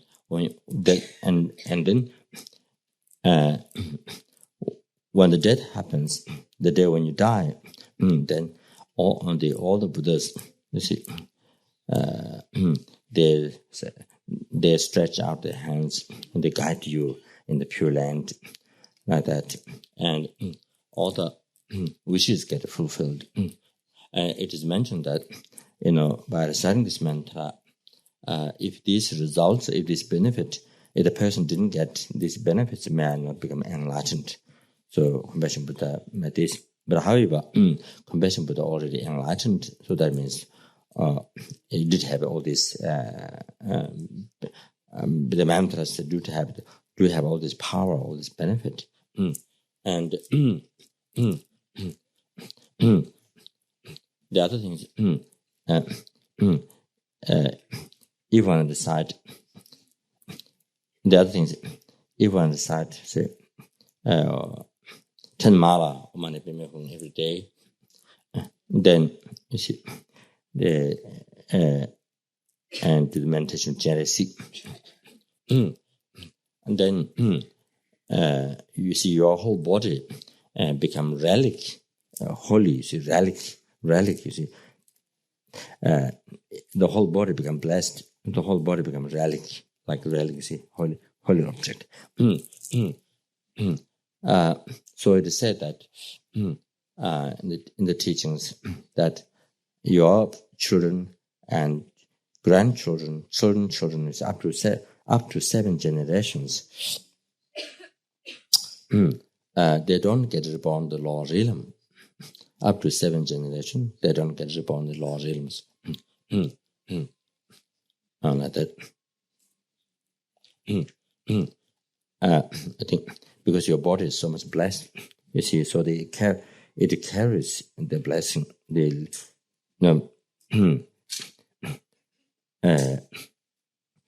So it affects their consciousness. The children, your child, and then your grandchild, all the up to 7 generations. It has they continue to your body. Generation of blood which came from you, see, the sperm or whatever. So, because it carries a blessing, so it affects their conscience, so they don't get upon the lower realms like that. And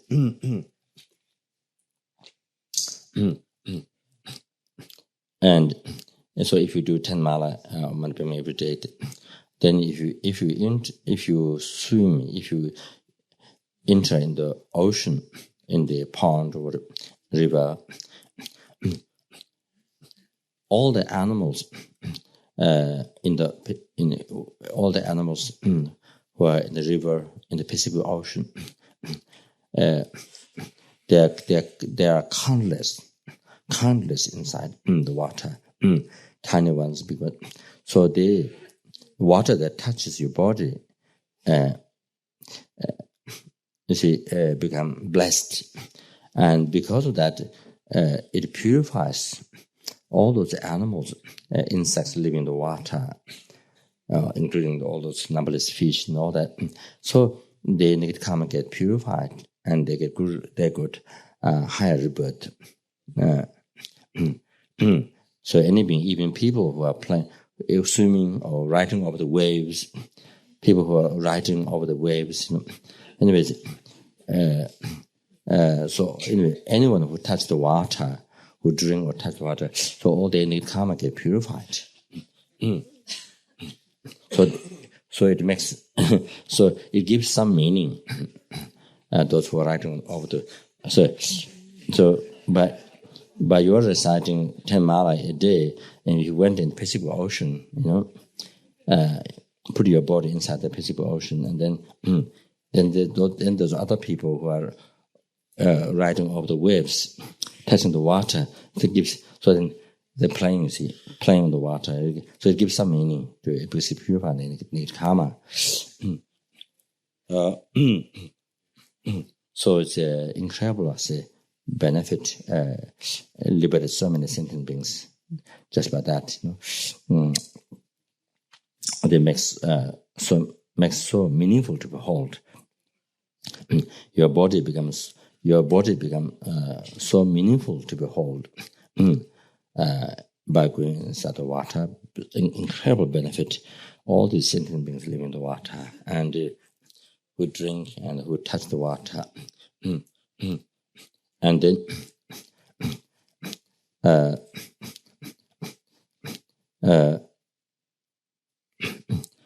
if you're doing massage, so you see, or touching to others, touching other sentient beings' body, so it becomes meaningful. It becomes purification for other sentient beings. It purifies their need karma, and or others touch your body. It becomes meaningful to them. So like that, and it is said if you do one yunne, just even one yunne, abiding the retreat, you see, there's a body abiding retreat, speech abiding, mind abiding retreat. So the practice is not just fasting. The fasting is the part of the body abiding the retreat. Body abiding the retreat. Body yunne. Body doing yunne is not only fasting. Not only fasting, the other abstaining from other negative karmas. So fasting is not correct translation. That's only one practice. So here, abide body, speech, mind in the retreat. So anyway, so by having done one yunne well, and then you see, if you when you go to, if you are on a mountain, then all the people in the village or town around down below, all those mass of people who are looking at you, you see, all they need karma get purified. See, so whenever other people, that means whenever other people see you, in the supermarket or department store or the station, train station, or wherever in the street, wherever there are a lot of people mass, so they're seeing your body. You see, it becomes meaningful to behold. It purifies their negative karma, and so they are saved. They are saved from the lower realms. They get higher birth. And even while you're walking the road, you see, even your breath, when you're talking to somebody, even your breath touch anybody, it purifies the negative karma. Even the wind touch your body while you're walking the road, touch your body, it becomes blessed. And touch any insect or then the wind touches insects or people, all they need karma get purified. So they, so because reciting the mantra and you see, and also visualize oneself Chenrezig. So I think this blesses one's own body. So it becomes so meaningful, like this, seeing, touching, like that. And then if the person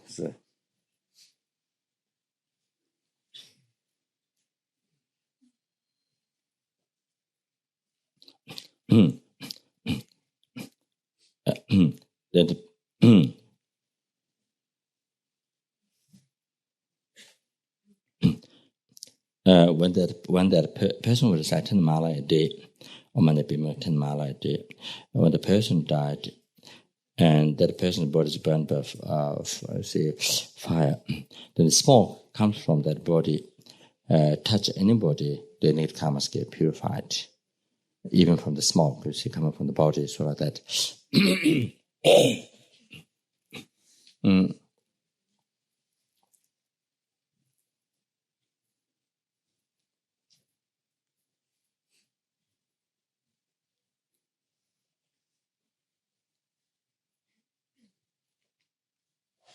In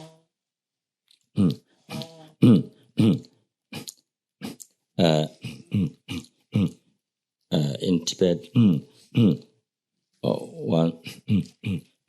one very full person, one very who knows nothing, the full person, but in his life he keep on chanting on Manipime whom see the devotion, knows nothing, no intellect at all, just nothing, but his whole life is spent starting just on Manipime whom the devotion. Then when he died, this is beams came from his body, from they went Pure Land. Then his skulls has Omanipime who naturally appeared. That happened also in Solukhumbu. There's one very simple person in Solukhumbu who spent his life carving Omanipime on the rocks. Other people sponsor and ask him to carve Omanipime on the rocks. So they use that to circumambulate. So near the road, you see. So then they make a road. So the people, when they go down, go this way. When they come back this way, so it becomes circumambulation. So it's very common in Solukhumbu, like those certain, like those Himalayan, is those ridge. So there's one very simple person who just spent life carving Omanipime on rocks like that. The one day he died. Then, when his body was of fire, the skull jumped. The skull come off, jumped, and then it has Omanipime. So it's so it becomes object to worship in the temples. So that's so quite common, and so that definitely, at the time of death, Chenrezig guided one get born Pure Land, Chenrezig like that.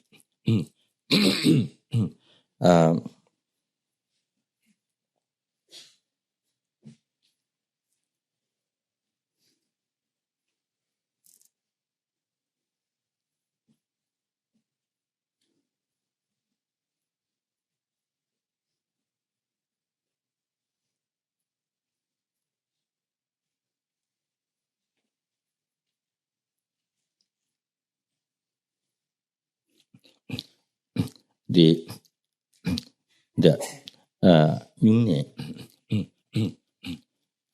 the 2 days intensive retreat is the most practical practice. I think in the city, or the city has people whose lives are extremely busy. You see, doesn't have time to do 10 days or 15 days, say month retreat, or even 10 days, 15 days, cannot get time. It's just on basically 2 days retreat, and the third day morning a short session. So it fits very well, and yet it is a very intensive practice. It purifies so many eons.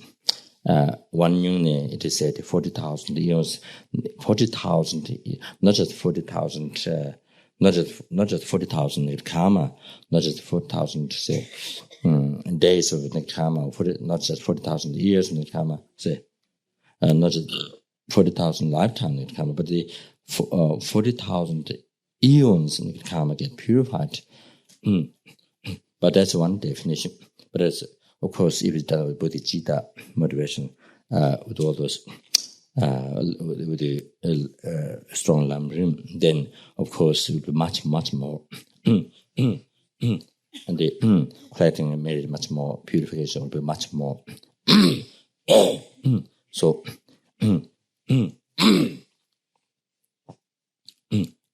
as the benefits you already heard from the stories, they're doing how powerful is recitement and Nyungne, especially doing Nyungne,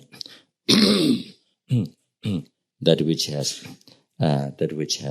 the very powerful practice of then it manifests another unbelievable powerful practice, collect so much merit. Then the other one is prostration to Amitabha Buddha and Chenrezig. So that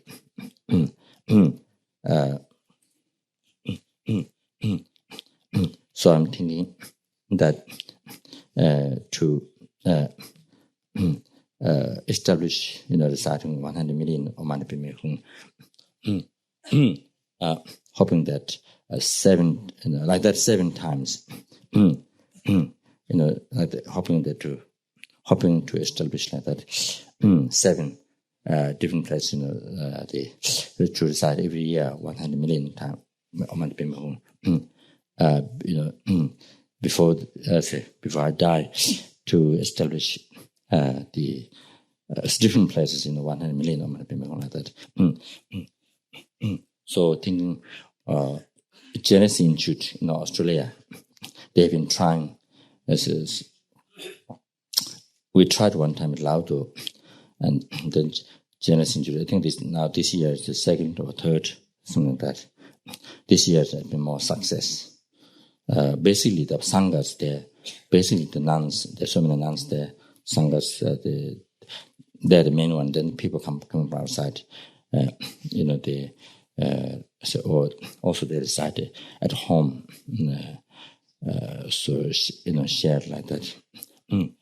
And then hopping in Tibet, there are many nunneries, the Kadamba Geshe's place, the Potowa and the different, in the Pembo, the Kadamba Geshe's places, there are nunneries. So, hoping to establish fund, and the nuns, also some nunneries, the Potowa, Kadamba Geshe Potowa, the nunnery is so poor, unbelievable poor. So it helps for the living, having, creating some fund, and helps for the living, and also they get to practice.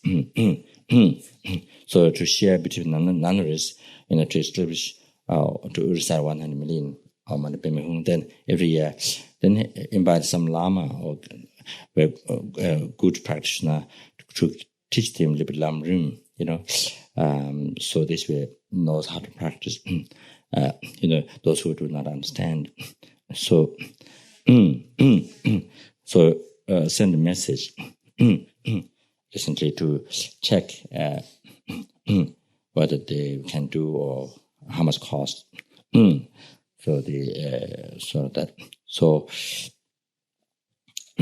So gradually to establish like that. Hopefully, maybe the Hong Kong and like that, different places.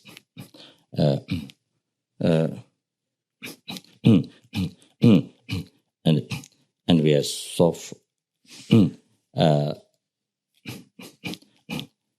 I'm very happy that we started Nyungne from Laudo.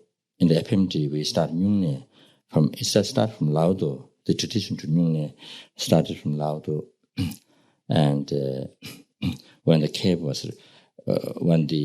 and the ritual, the text belonged to the Laudo Lama, when the son of the Laudo Lama returned back. So the Nyungne, the idea to start Nyungne started because he did have Nyungne before in the past. So then from there, of course, due to Lama his kindness, then also his second century Rinpoche's kindness, Rinpoche inspired the Nyungne to me and gave text like that. So that's then it spread from there. It spread in the West to the centers, and so many individual people doing student Nyungne, so as a group at the center. So hopefully to many people, more hopefully practice new so that so so that's it.